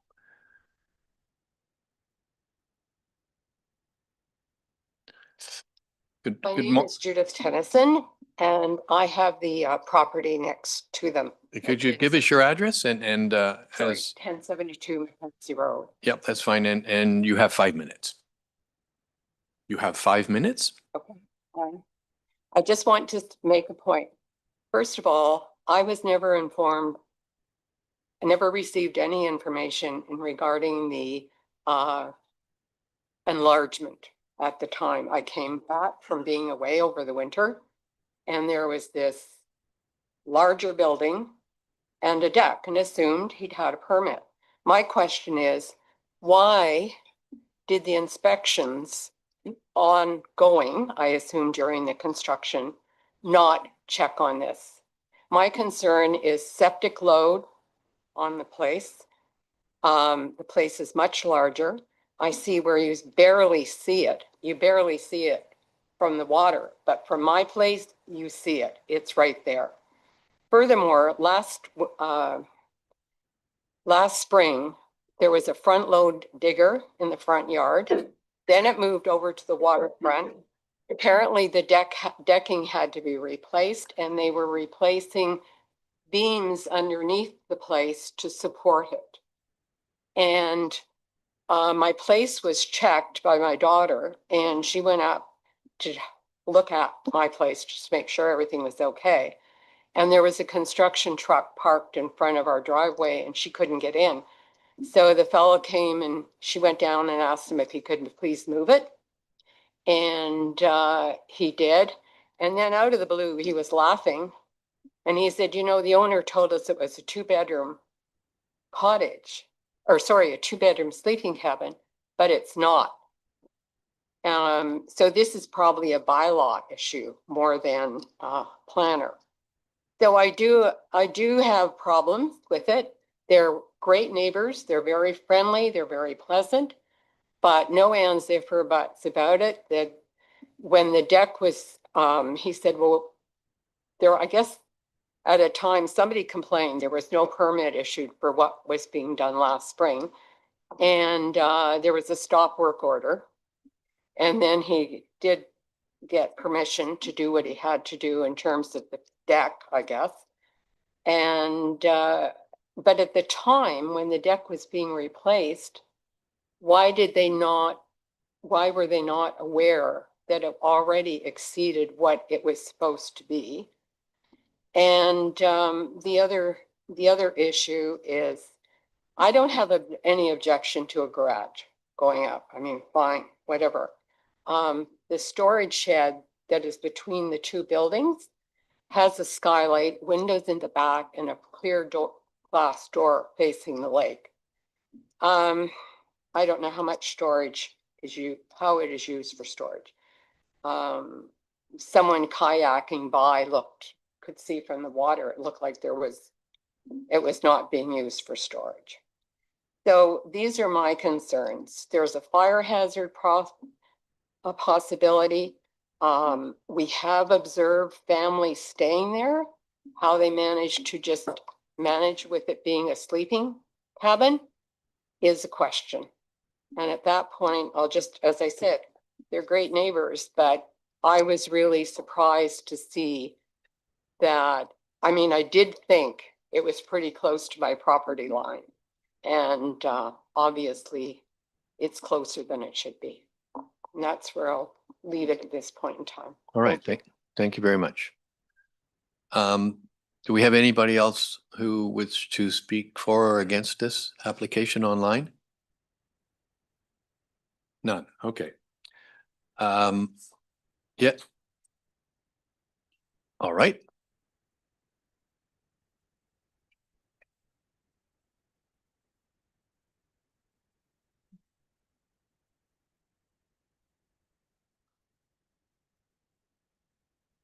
Councillor Bird has his hand up. No, I see that. Councillor Berry, I see your hand. We'll get to you after we've heard from the owner. Good morning.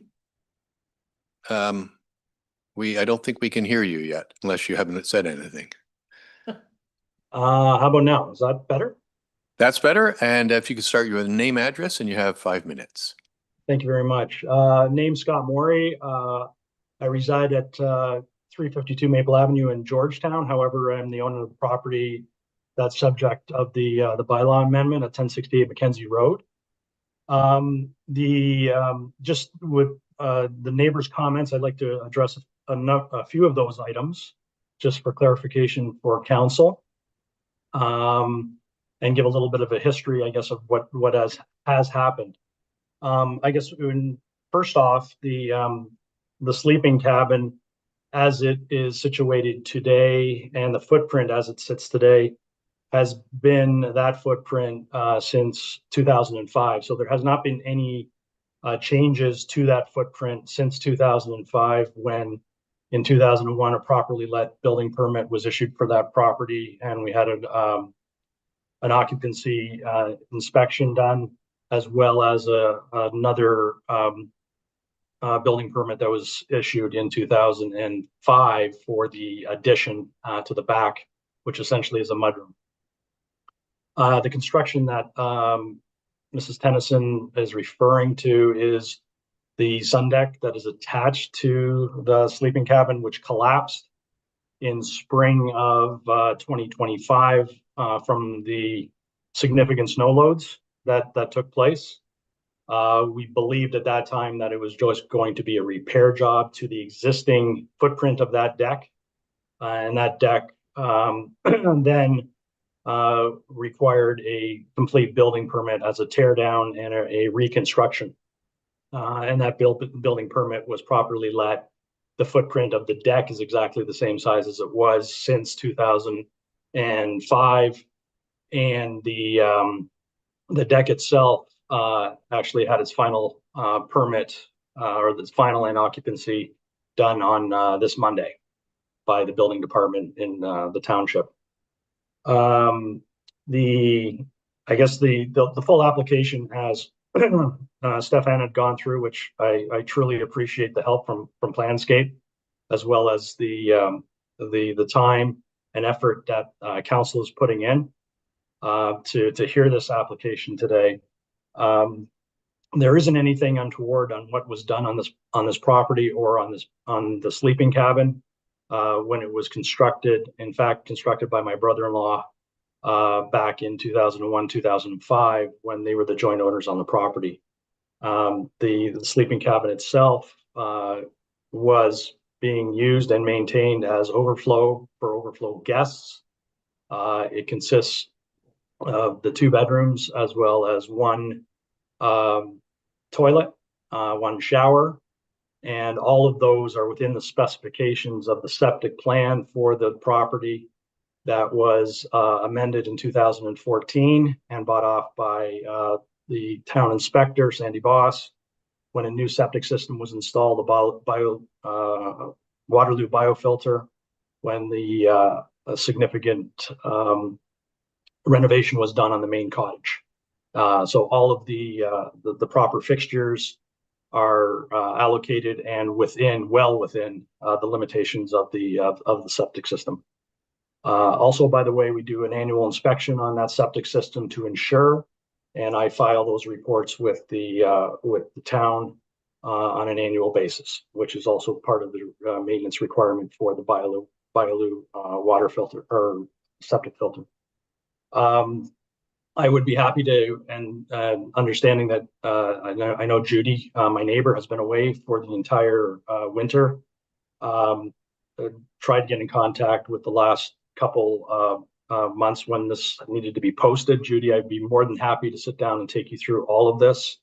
As she mentioned, we have a great relationship, and this is something I think that I could rectify with my neighbor, as well as you've seen the 2 letters from my immediate neighbors. One which is across the bay, and you actually see the visibility from their vantage point on what the property looks like, and the minimal, if zero, impact that it would have on their view, as well as my immediate neighbor that shares the lot line to the northwest, who would be the only neighbor that would have a view of the proposed garage from their vantage point, which Mr. Maury, if you could wrap it up for us. Yep, which is significantly sheltered by natural plantings.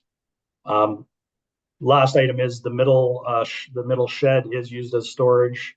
When we did our renovations in 2014, I did have to decide something that said that would not be used for human occupancy and is used for storage, both predominantly in the wintertime and in the summertime for items used at the waterfront. Thank you very much for your time and your consideration. All right. Do we have anybody else? No. I think Councillor Burry, you had your hand up. I Would did. you like Thank to have the first question?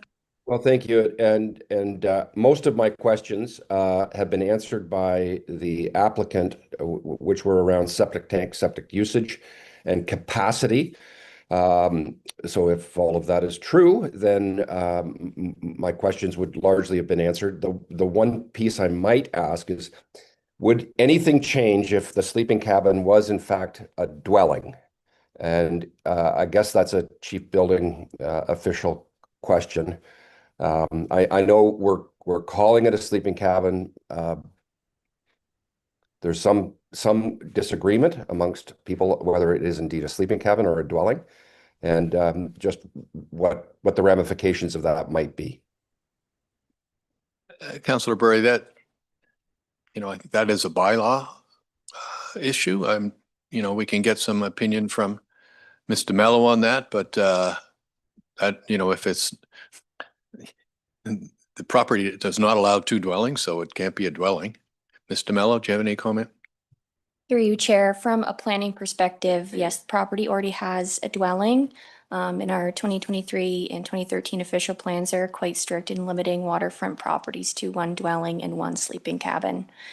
So that sleeping cabin would not be permitted to operate as a dwelling. Councillor Zavitz. Thank you, and through you. It's funny, I look at this file and it's I want to say sort of oh so close. I mean, there's time on their side. They've done clearly tried to do so much right in terms of getting permits and all of that, as we're expecting them to do. I don't have an issue with the lot coverage, the 11% at all, but I do want to ask of Mr. Zerback, if I might, through you, Chair. I wonder if you could, you've been around here for quite a while. You know how we feel about things as it relates to the environment and that kind of thing. Could you perhaps expound a little bit further on the additional footprint in terms of the speaking of the denial piece to the extra floor area? Could you give us, again, clarify your rationale on that? Mr. Zerback. Third time I've tripped on that chair. Thank you, Mr. Chair. Through you to Councillor Zavitz. Yes, with respect to the additional planning rationale, in my opinion, the applicants applied for a building permit with all intentions to build a 600 square foot. It was built 25 square feet larger than it should have been. Received all permits, everything was done. They applied to build a mudroom to the back of the property, not to the front. So the face print is the same, everything is the same. The mudroom is to the rear of the structure, 50 square feet, for that mudroom in the back.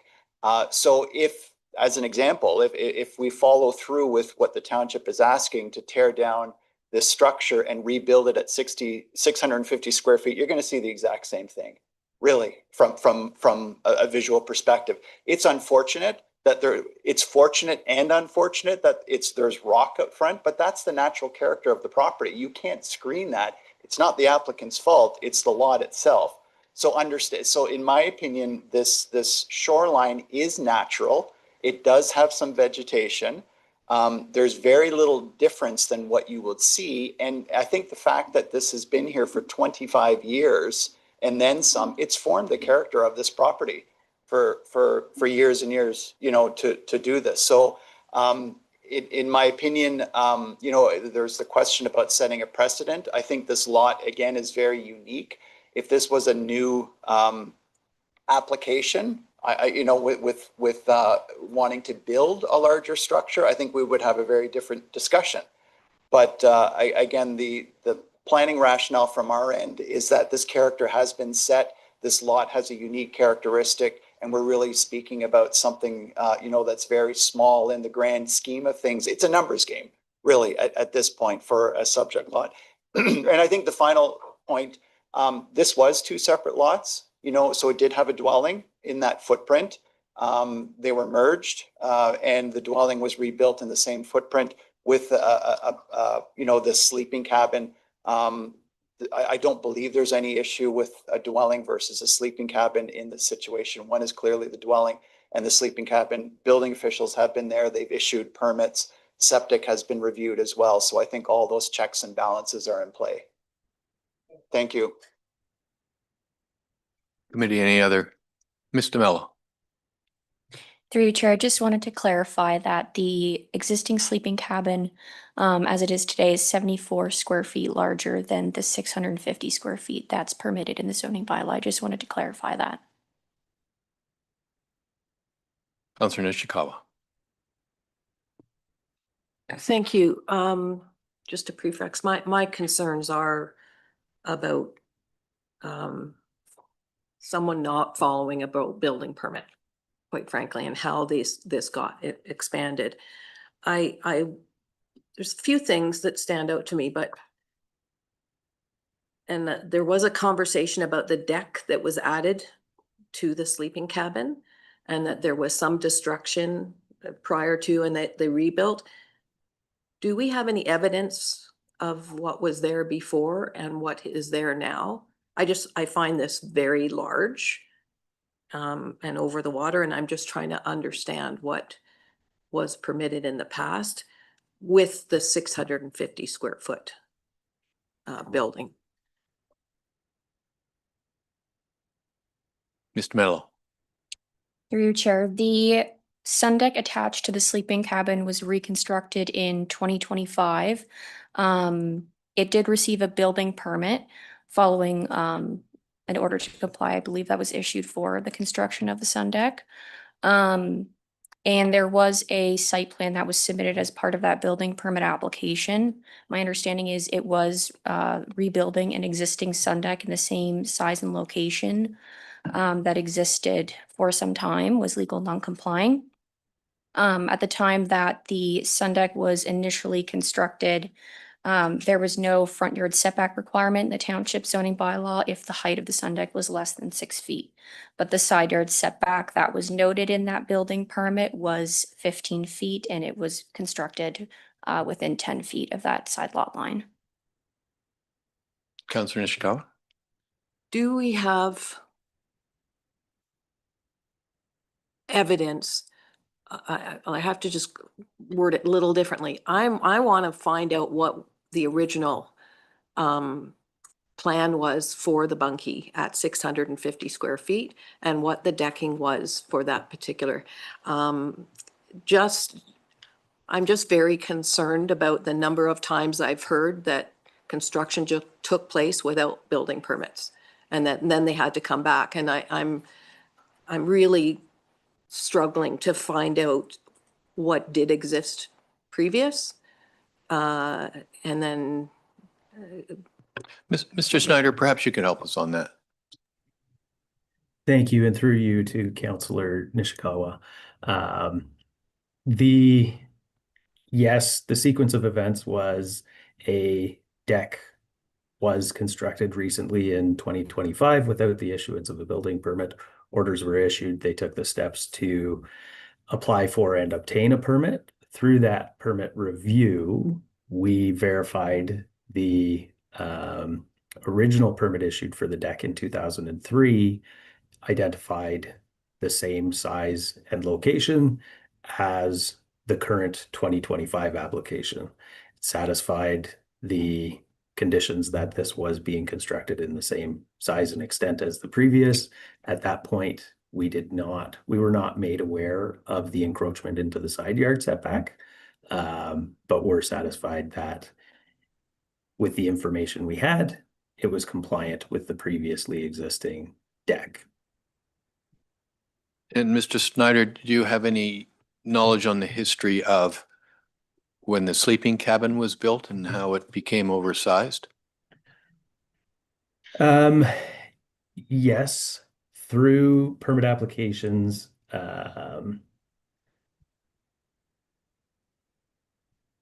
I believe there was a permit application prior to 2000, but I can't see that at the moment. In 2000, pardon me, there was a permit application to construct a sleeping cabin. I don't have the parameters. I think it was 650 square feet was identified at that time. And then subsequently, a permit was for an addition was submitted in 2005. At the time, I believe it was identified that the sleeping cabin constructed through the 2000 permit was not in compliance with the permit issued. The footprint or some considerations of it were not the exact same as the permit issued. The subsequent amendment or 2005 permit identified a building that was compliant with the 650 square feet still, and that permit was issued. It was further acknowledged, I believe, in 2014 that the construction of that sleeping cabin was not compliant with either of the 2000 permit or the 2005 permit, and that the building exceeded 650 square feet, and orders were issued at that time. Those orders remain unresolved to date. Thank you very much. Councillor Mazin.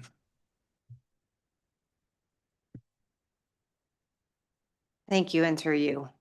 I didn't come into today thinking this was going to be as confusing as somehow it seems to have become to me. So I'm going to come back, and I think the original intent of this application is to be able to replace a shed. I guess I'm asking this question of somebody, and with a garage. I think I'm trying to get take me back a step here and ask, like, why are they before us? Is it to build this garage essentially? And as such, all of these other pieces are. Mr. Mello? Through you, Chair, what's being proposed in this application is recognizing the existing size of the as-built sleeping cabin. So they want to recognize the existing size being 724 square feet. They're proposing to remove a shed, and then they're proposing to construct a 2-story garage, resulting in 11% lot coverage on the property. Okay, so you said it differently. What I'm interpreting here, has there ever been, if the lot coverage could be changed if they changed the footprint of the garage, is that correct? The size and the scale of that garage? Mr. Mello? Yes, if they were to change the footprint of the garage, it would reduce the lot coverage on the property. Which would, sorry, for you? Yep. Okay, good. So the issue, is it item E? Sorry, it's item E, which talks to the 11% coverage could be changed if they change the actual size and scale of the garage. That's the confirmation I wanted to ask. Yes, if they reduced the footprint of the garage, it would bring the lot coverage on the property below 11%. But it depends on the degree of Correct. I'm just curious. I think I got, this became more confusing in my mind than I think Mr. Mello, are there any anticipated. other options for reducing the coverage on the lot? They have a shed and they have a mud room. So are there are option that would get it down to 10%? If they were to, I believe if they were to remove the additional floor area attributed to the sleeping cabin and were to bring that down to 650 square feet, and if they removed the shed that is currently proposed to be removed in the footprint of the garage, in addition to the shed that is located closer to the shoreline between the dwelling and the sleeping cabin, I do believe that would bring their lot coverage in compliance with the 10% permitted in the zoning bylaw.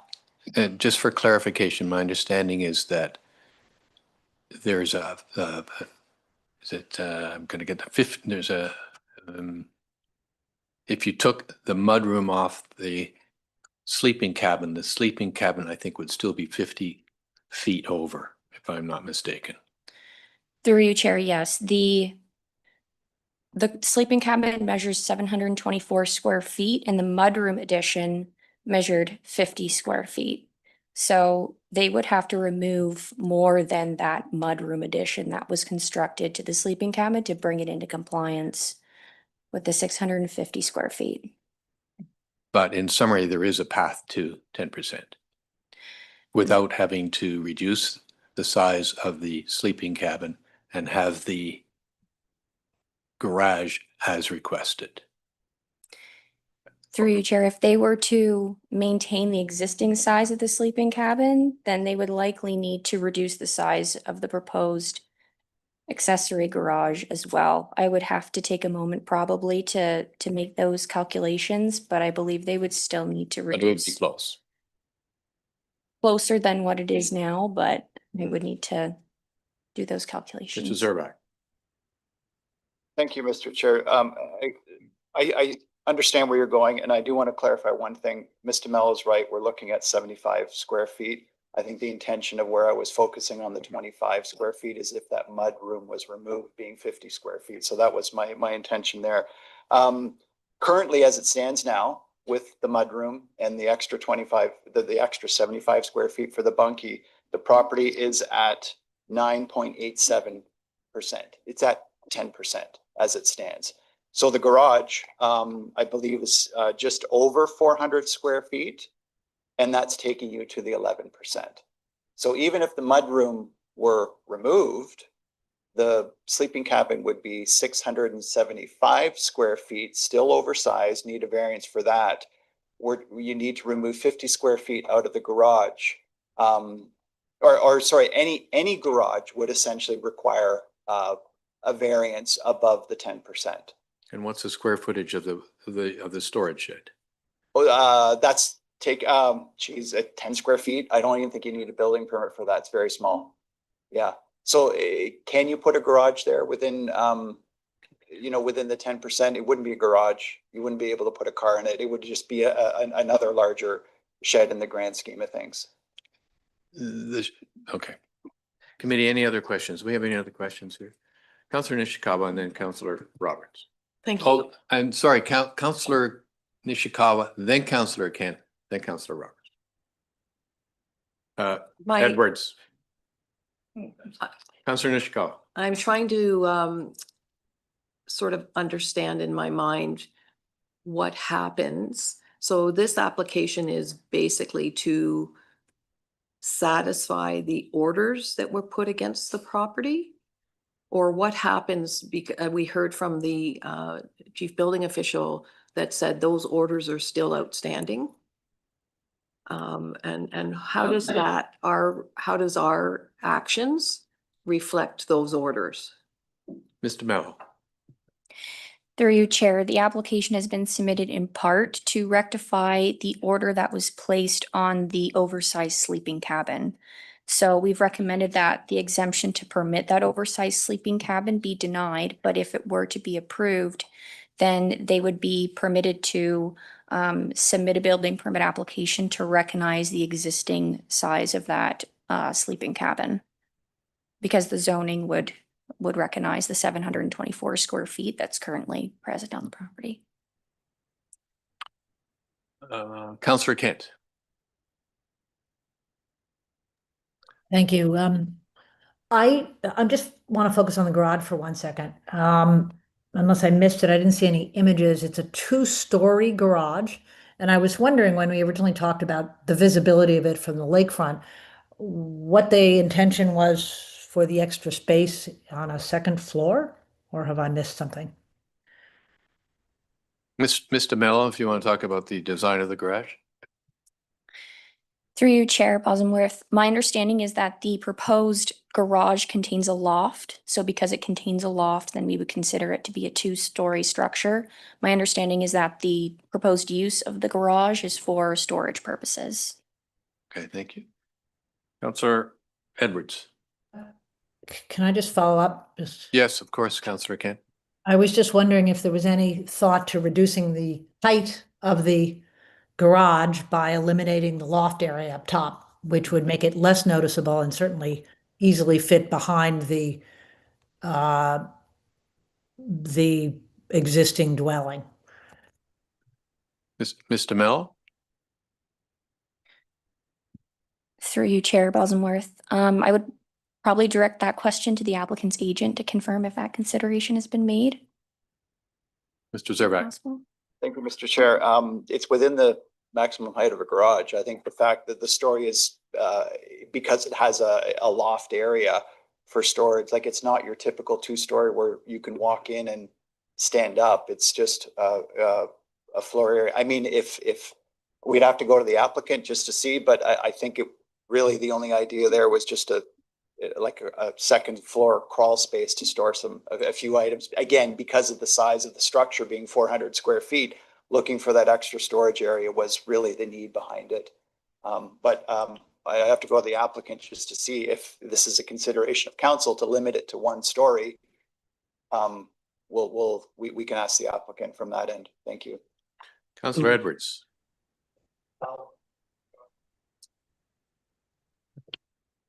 There's a shed where the proposed garage is going, so that's being removed.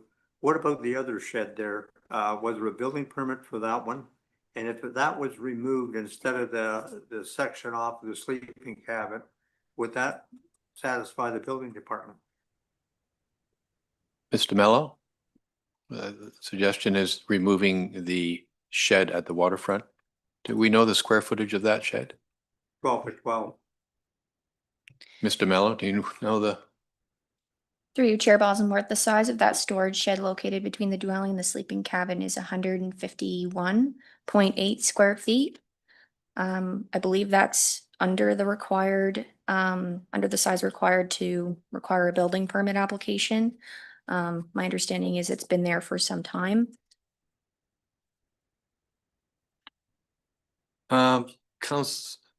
Does that answer your question, Councillor Edwards? Yeah, no, I was thinking rather than taking it off the existing sleeping cabin, if they remove that, that's just about equal to what they're over. And if you look at the pictures, you can see it well funded. That's all. I was just trying to see if there was a compromise. Thank you. Councillor Burry? Thank you. My question is there plumbing going into the new garage? Mr. Mello, is that on the plans as far as you know? Through you, Chair Bosworth, we haven't received any floor plans as part of the application for the garage. I would defer to the applicant's agent to confirm if any plumbing would be proposed. My understanding is the intended uses for storage. Mr. Zervac, is there any plans for putting, Just looking at the if you could come, he shook his head and said no. Mr. Moore, can you? if you can, all right.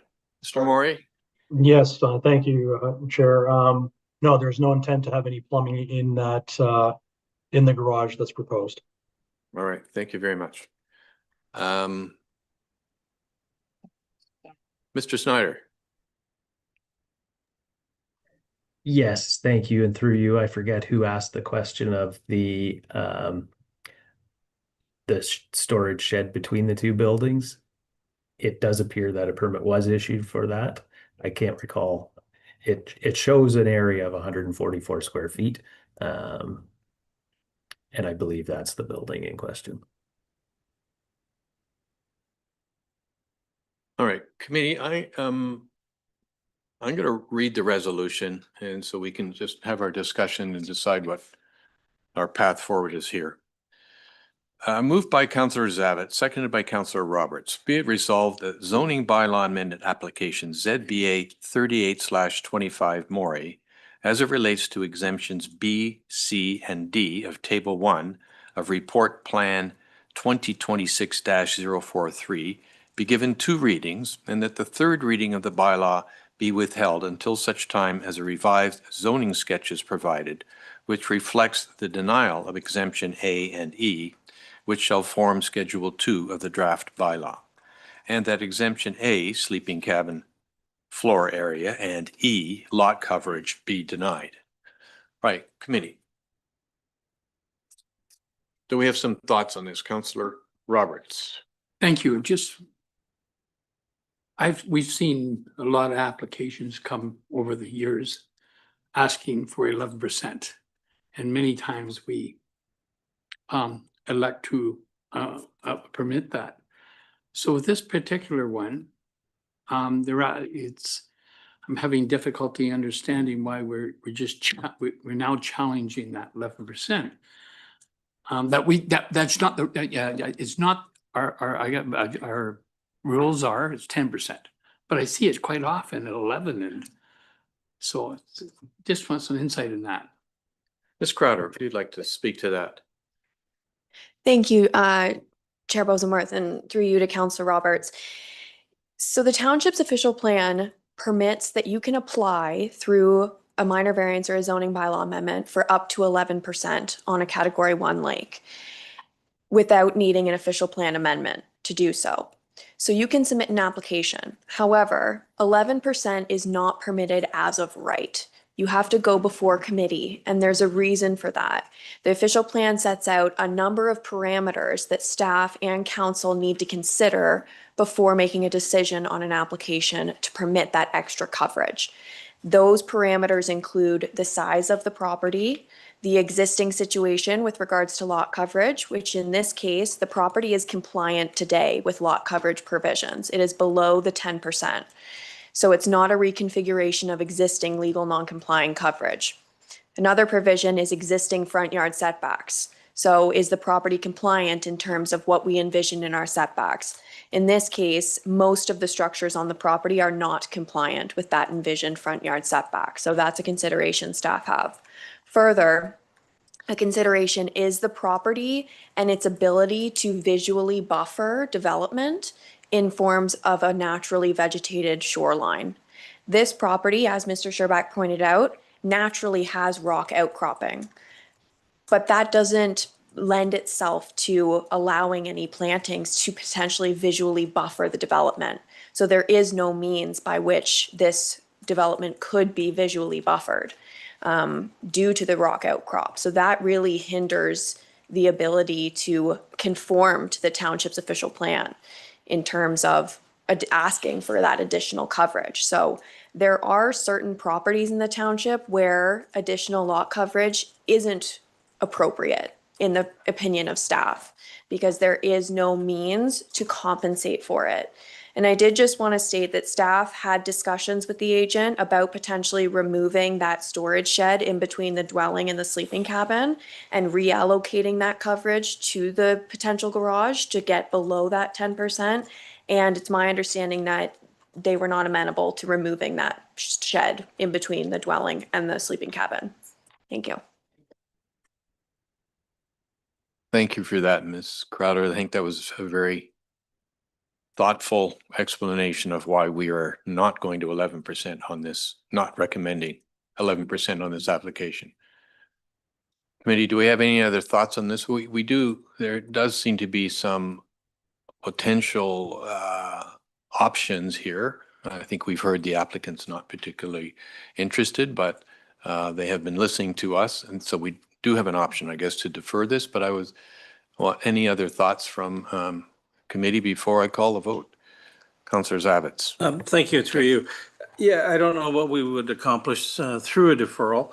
I think it's here in front of us now. I'd stated earlier, I really don't have a problem with the lot coverage at all. And I do think if there ever was an item, a file that is almost, perfect. I mean, this might be construed as a lot of corrective measures, a very unique lot, a lot of rock, and we know we need to deal with these each individually. So I wouldn't have a problem with the lot coverage. And quite honestly, for as far as this file has come, I probably wouldn't have a problem, and I could probably justify to someone the sleeping cabin floor area as well. So in fact, I wouldn't be supportive of the denial. And I wouldn't know how to I wouldn't know how to phrase that, or because when you ask for a vote, I wouldn't be able to vote for this, but I don't think there's going to be 6 people joining me on that. So I just think with what you said earlier, Chair, just a few moments ago, that I see some flexibility here. And I see that we could, as a committee, find a way to, make this happen and get this file on its way. Councillor Edwards.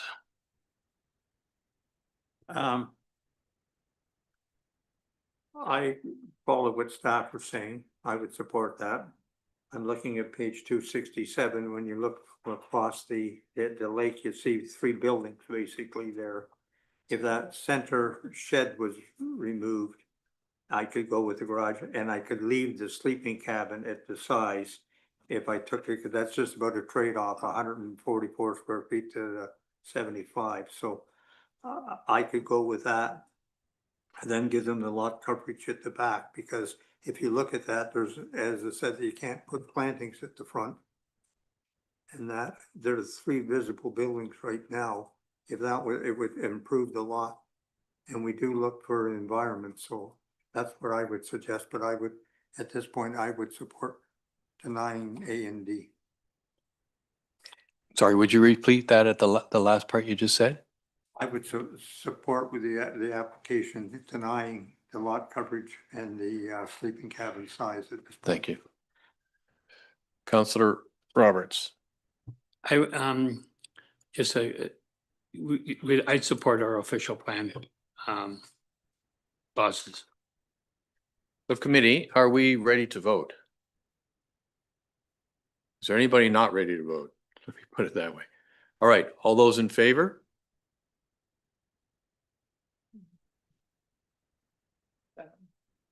Those not in favor, opposed? That carries. All right.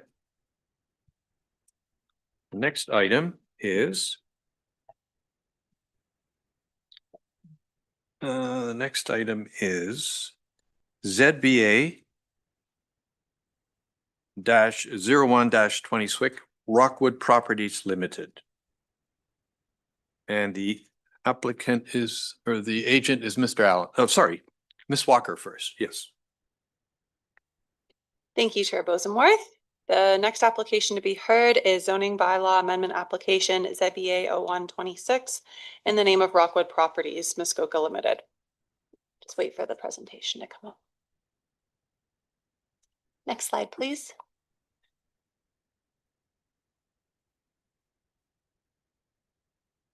The subject lands are known municipally as 3658 Muskoka Road 118 West. I would direct committee's attention to the submitted site plan on page 316 of the agenda package. Next slide, please. The purpose and effect of the proposed zoning bylaw amendment application is to permit retail as an additional permitted main use on the subject property. No new buildings or structures are proposed at this time. However, staff understand that an art gallery and health hut have previously operated on the subject property, and the applicants wish to resume the operation of these retail uses. Staff also notes that the proposed amendment would permit new retail uses to be constructed in the future in compliance with all requirements of the township zoning bylaw. Next slide, please. Notice of this public meeting under the Planning Act was circulated 22 days in advance of this meeting, and 4 comments have been received to date. Comments were received from Nick Snyder, the Township's Chief Building Official, Matt Beach, the Township's Development and Transportation Engineering Coordinator, Chriselle Story, the Township's Land and Agreements Coordinator, and Sarah Campbell, Planner for the District of Muskoka.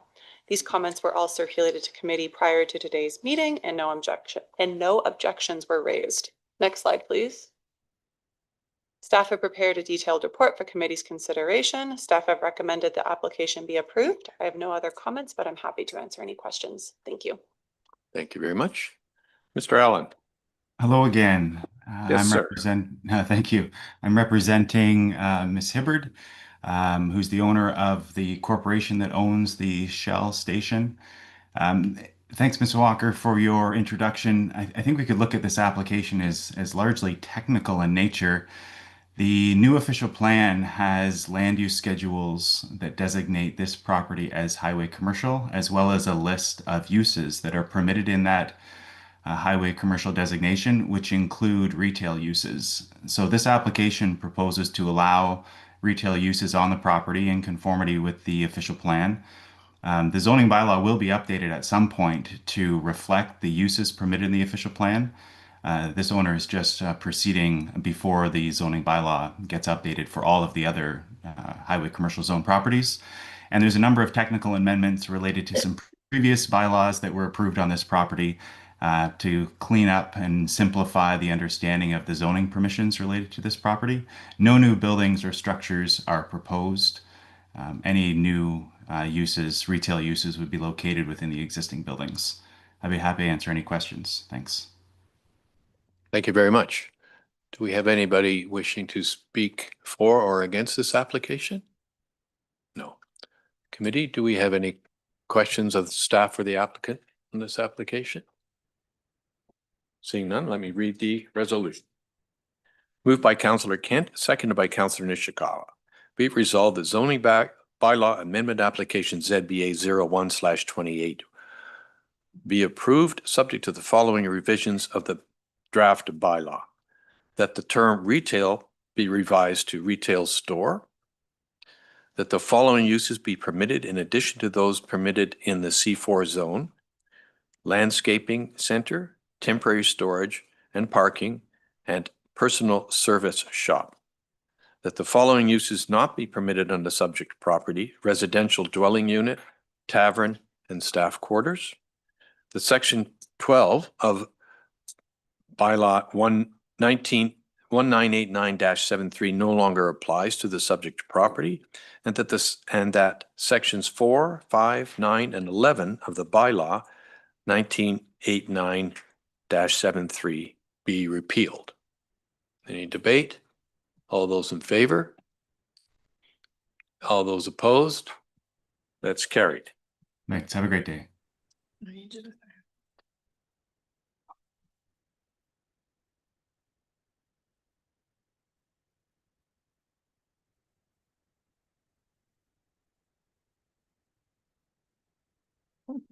Our final item is a report from, I'm not sure, Mr. Mello, thank you. And this has to do with the heritage designation report plan 2026-044. Thank you, Chair Bosworth. The next application to be heard is a heritage designation application for 2 Island J7, known as Home Island. Next slide, please. An application has been made to designate a dwelling located on a property known municipally as 2 Island J7 under Part 4, Section 29 of the Ontario Heritage Act. The dwelling was originally constructed in 1888 and is recognized as one of the earliest cottages in the Muskoka region. Next slide, please. A cultural heritage evaluation report has been submitted by the applicant's agent in support of the application.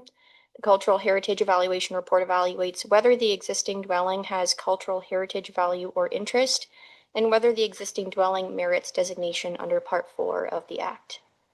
Next slide, please. The criteria to determine if property contains heritage value or interest is stipulated by the province in Ontario Regulation 9/06.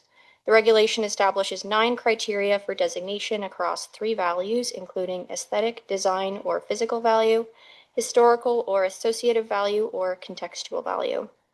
The report concludes that the 138-year-old dwelling satisfies 5 of the 9 criteria under the Ontario Heritage Act, and the report recommends that the dwelling be considered for designation under the Act. Next slide, please. A statement of cultural heritage value or interest was prepared by the Pecuniary Group in support of the application. The statement describes the heritage attributes of the dwelling and how it contributes to the identified heritage value. These attributes include, and are not limited to, the board and batten siding, dormer windows located on the upper levels of the dwelling, the wraparound porch, and the wooden double and single doors.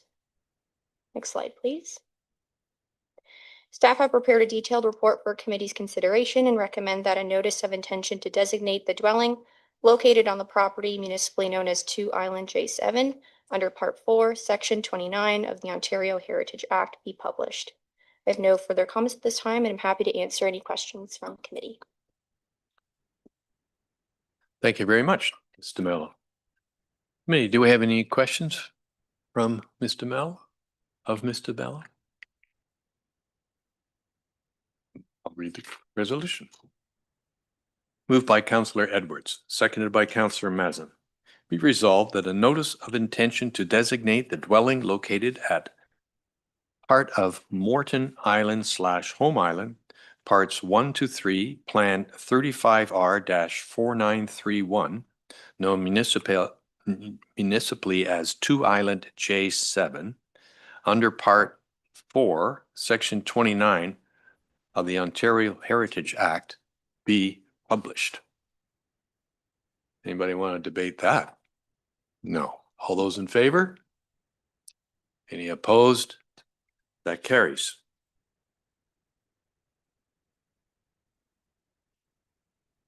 So we have one more item. Director Huff is asked to talk to the letter we got, the notification letter and the Osler article regarding the Building Homes and Improving Transportation Infrastructure Act and what it means to us. Thank you, Chair. So I'm just going to provide just a very quick update, and primarily because a pretty extensive report on this is being completed by the District of Muskoka with input from all local area planning directors and managers. And so that is going to be published, I believe, by the end of the week and will be available for their community and planning services meeting on the 23rd. So it includes commentary on all of the changes, as well as commentary on what that means for the District of Muskoka municipalities. I will just note some really quick, key and significant potential changes. One being the province is proposing to standardize official plans across the province. So a single set of a table of contents and designations would apply across the board to everybody. They are again proposing some pretty significant changes to site plan, including potentially removing site plan control as a tool to municipalities or curtailing what is subject to site plan control. They've also proposed to allow the minister to set minimum lot sizes in urban residential parcels of land. So those are parcels that are zoned residential and are on full services. The province is proposing a minimum lot size, and municipalities wouldn't be able to impose zoning that would create sizes larger than that. That lot size is very small, being about 1,900 square feet, which is like a 30 by 60 foot lot. As well as introducing some complete application regulations that again would scope the type of reports that municipalities could require as complete applications. Not to say that we can't ask for other reports, but in terms of deeming an application complete, the province is proposing to scope the type of applications that we could require. So there are others, and it's a very quick request for comments under the Environmental Registry Office. So we have some of these proposed changes require comments by April 29th. Others are, I think, May 12th. And so the district is going to be, I think, in their recommendation to provide comments on behalf of municipalities across the district. So I will leave it there. Happy to answer any questions. Councillor Roberts. Thank you. I have two questions. I hope to assume that the changes to the official plan would be the table of contents would be the next time we do our official plan, or would they? You may not be able to answer that question. Director Huff. That's a hope and a dream. Thank you through the chair. I don't know the details of how these regulations are proposed to be rolled out. If there's a transition period, Okay. we don't know. Okay. My second question, Chair, Yes. is that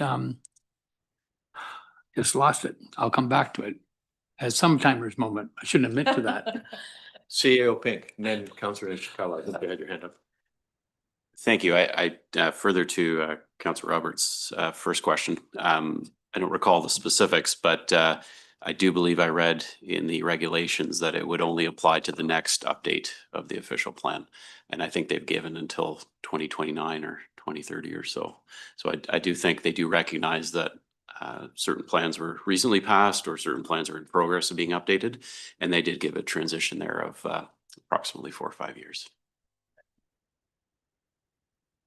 Councillor Nishikawa. Thank you. Through you to Ms. Huff. I guess I'm looking for direction. Would you prefer comments go directly to you or to the district? Director Huff.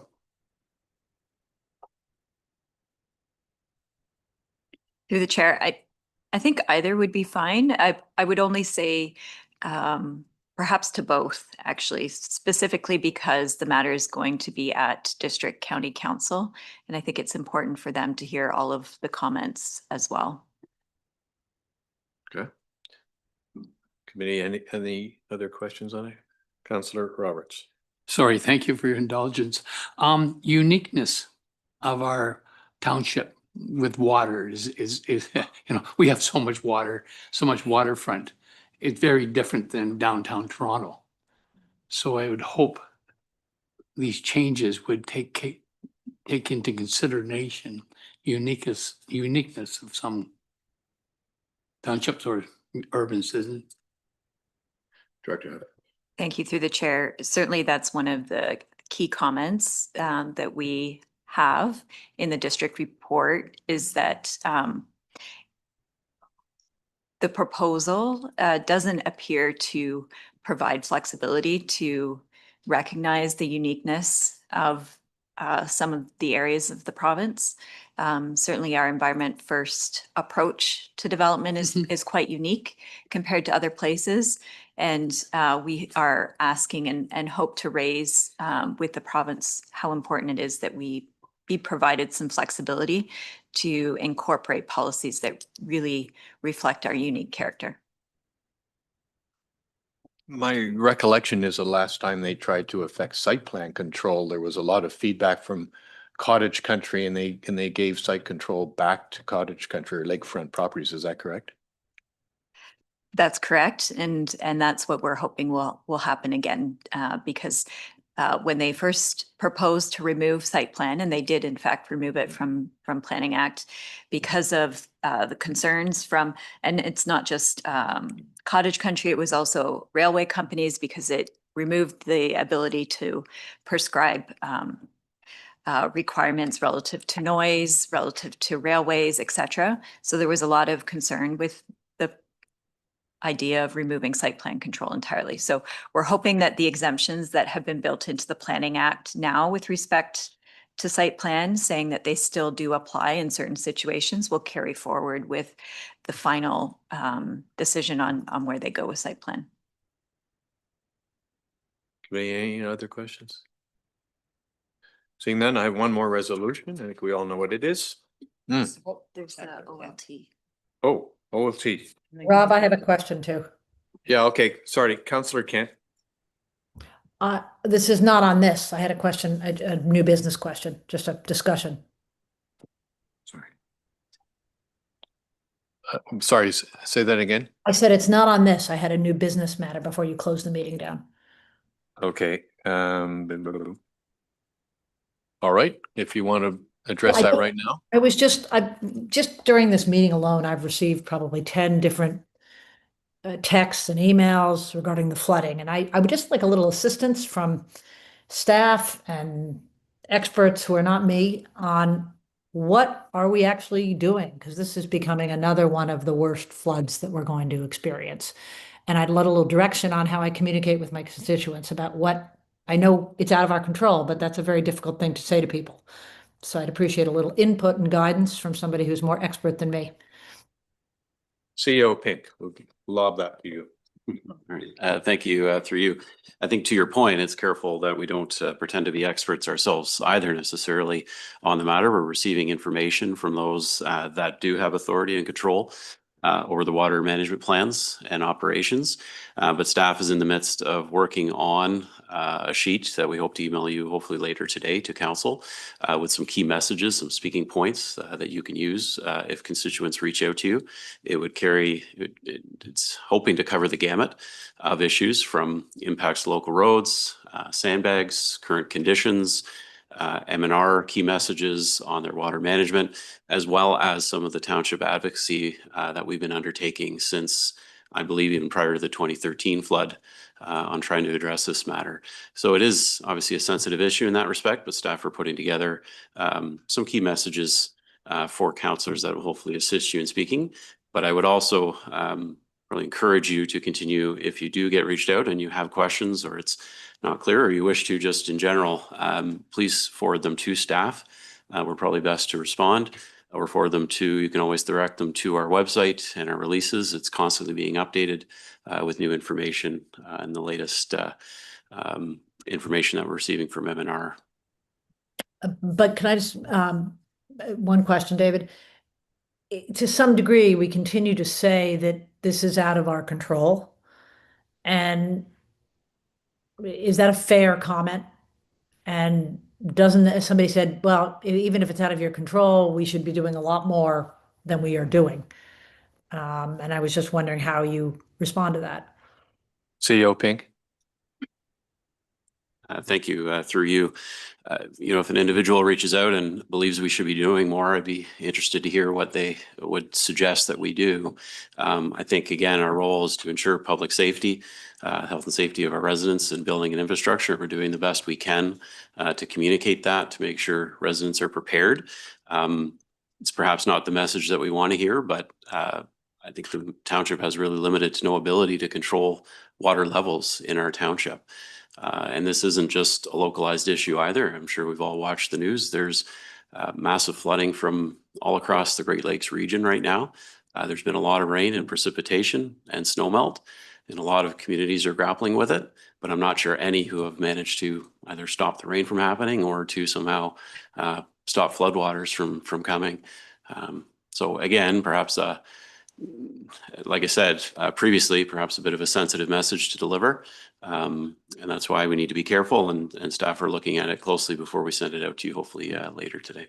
CEO Pink, I think it's also fair to say that this township for a long time has been very active on trying to work with the MNR and local politicians or our provincial politicians to, get further action on this. Anybody who thinks that we're not doing anything, I don't want to leave the impression of that.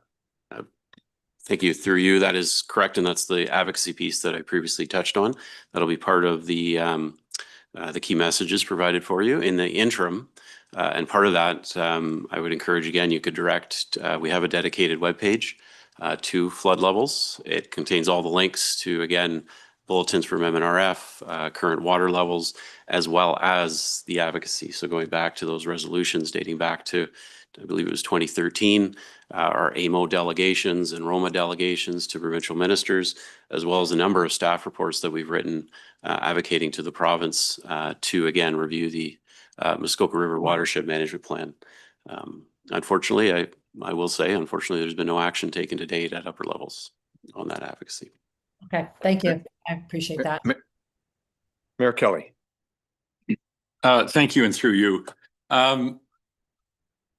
A few things. CAO and his team are working on some prepared, I won't say it's a letter, but certainly statements, truisms, things that we need to get in our possession, and we really need to stick to the script. We can't be making this up. We don't know how floods. I mean, we have intuition, but we're not scientists. We're not hydrologists. We don't know how the water is going to flow, how it's going to be impacted by things like water content and the snowpack that remains in Algonquin Park, weather changes, wind changes.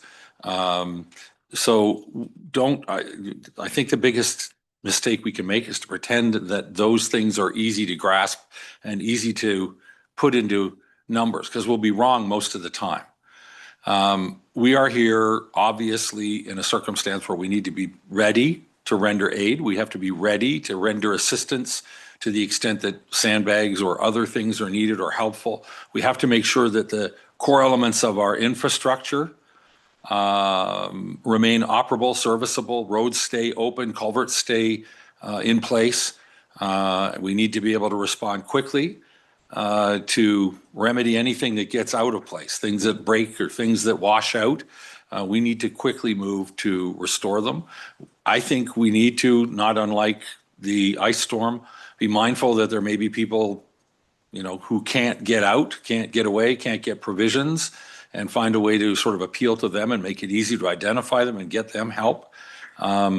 We can't stop the water. That's the sad part. And as CAO Pink said a minute ago, and I'll say it now, CAO Pink did not say all of this because he wouldn't. 2019 set unprecedented heights for water and caused unprecedented property damage, $1.1 billion, as I recall, through the watershed. It caused untold stress and anxiety. It did environmental damage without a doubt. It creates a situation where people who have come to love this place found it stressful and anxious to watch beloved property, sometimes multi-generational properties, get severely damaged or in fact rendered useless. There were risks to life. There were risks to physical well-being. And the government responded, the province responded by saying they were going to take care of it. Premier Ford visited here and put a stake in the ground and said, I don't have the quote exactly, but something along the lines that this won't happen again. We're going to take the steps we need to take to make sure that we minimize the likelihood that we will get a repeat. We're never going to be able to completely eliminate the fact of flood. Freshet happens, and it happens differently every day, and it happens differently every year. $5 million of tax money was taken to fund a group of people who did, I think, an excellent job of canvassing the different ways to help mitigate the risk.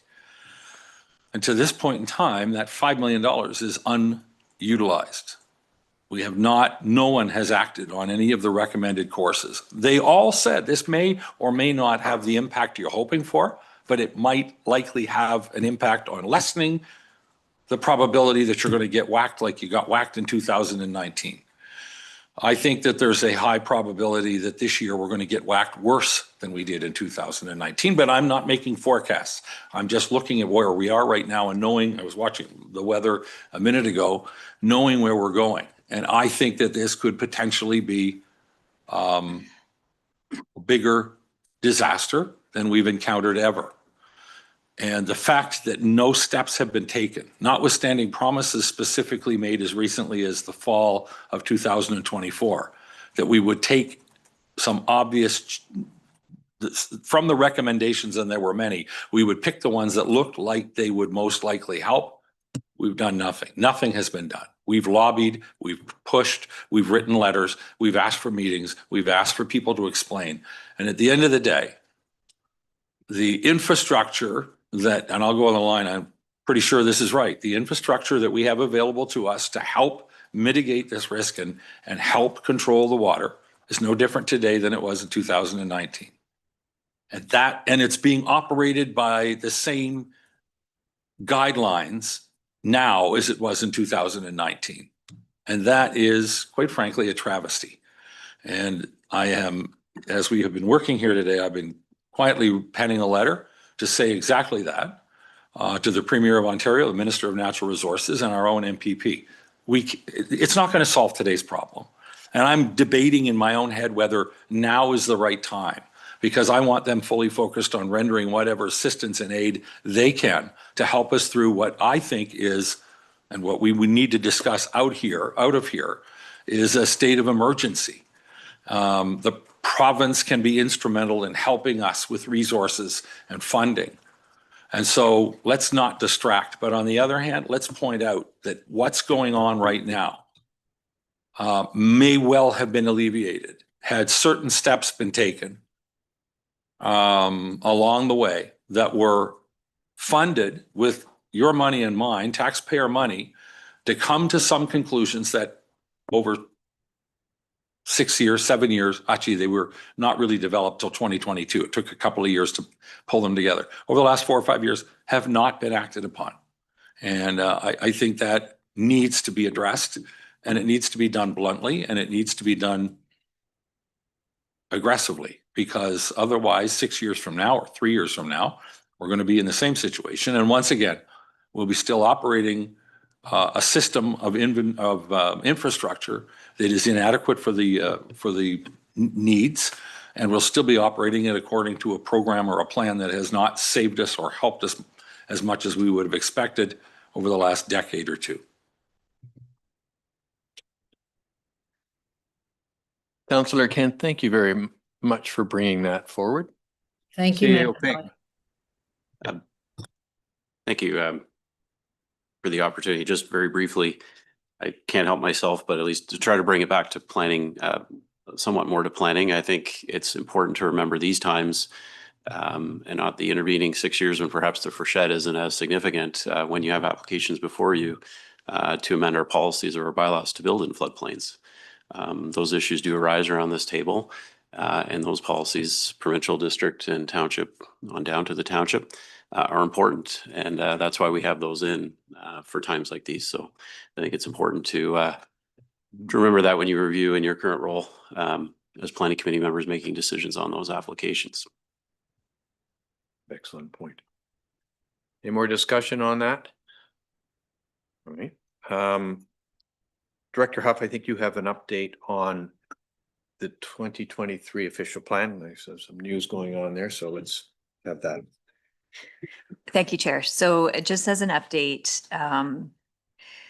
so the appeals that were submitted to the 2023 official plan by our Muskoka have been dismissed, as you know. However, our Muskoka has decided to appeal that decision to divisional court. What that means, though, however, is that the 2023 OP is for the most part in place now. So it doesn't mean that we're still on hold with those policies. It means that when a new application comes in, we're able to provide, pre-consultation advice and analysis based on what is in play now with the official plan. I will note that there are 2 other appeals that we received to the official plan, which relates to aggregates. Those have not been dealt with yet by the OLT, and those policies are still under appeal, but for the most part, 2023 OP is in place. And there's a CMC scheduled for the divisional court challenge in May. And so as we get updates, we'll update this committee. Thank you. Committee, any questions on that? Director Huff, what's before the court right now, my understanding is permission to go to court. Is that correct?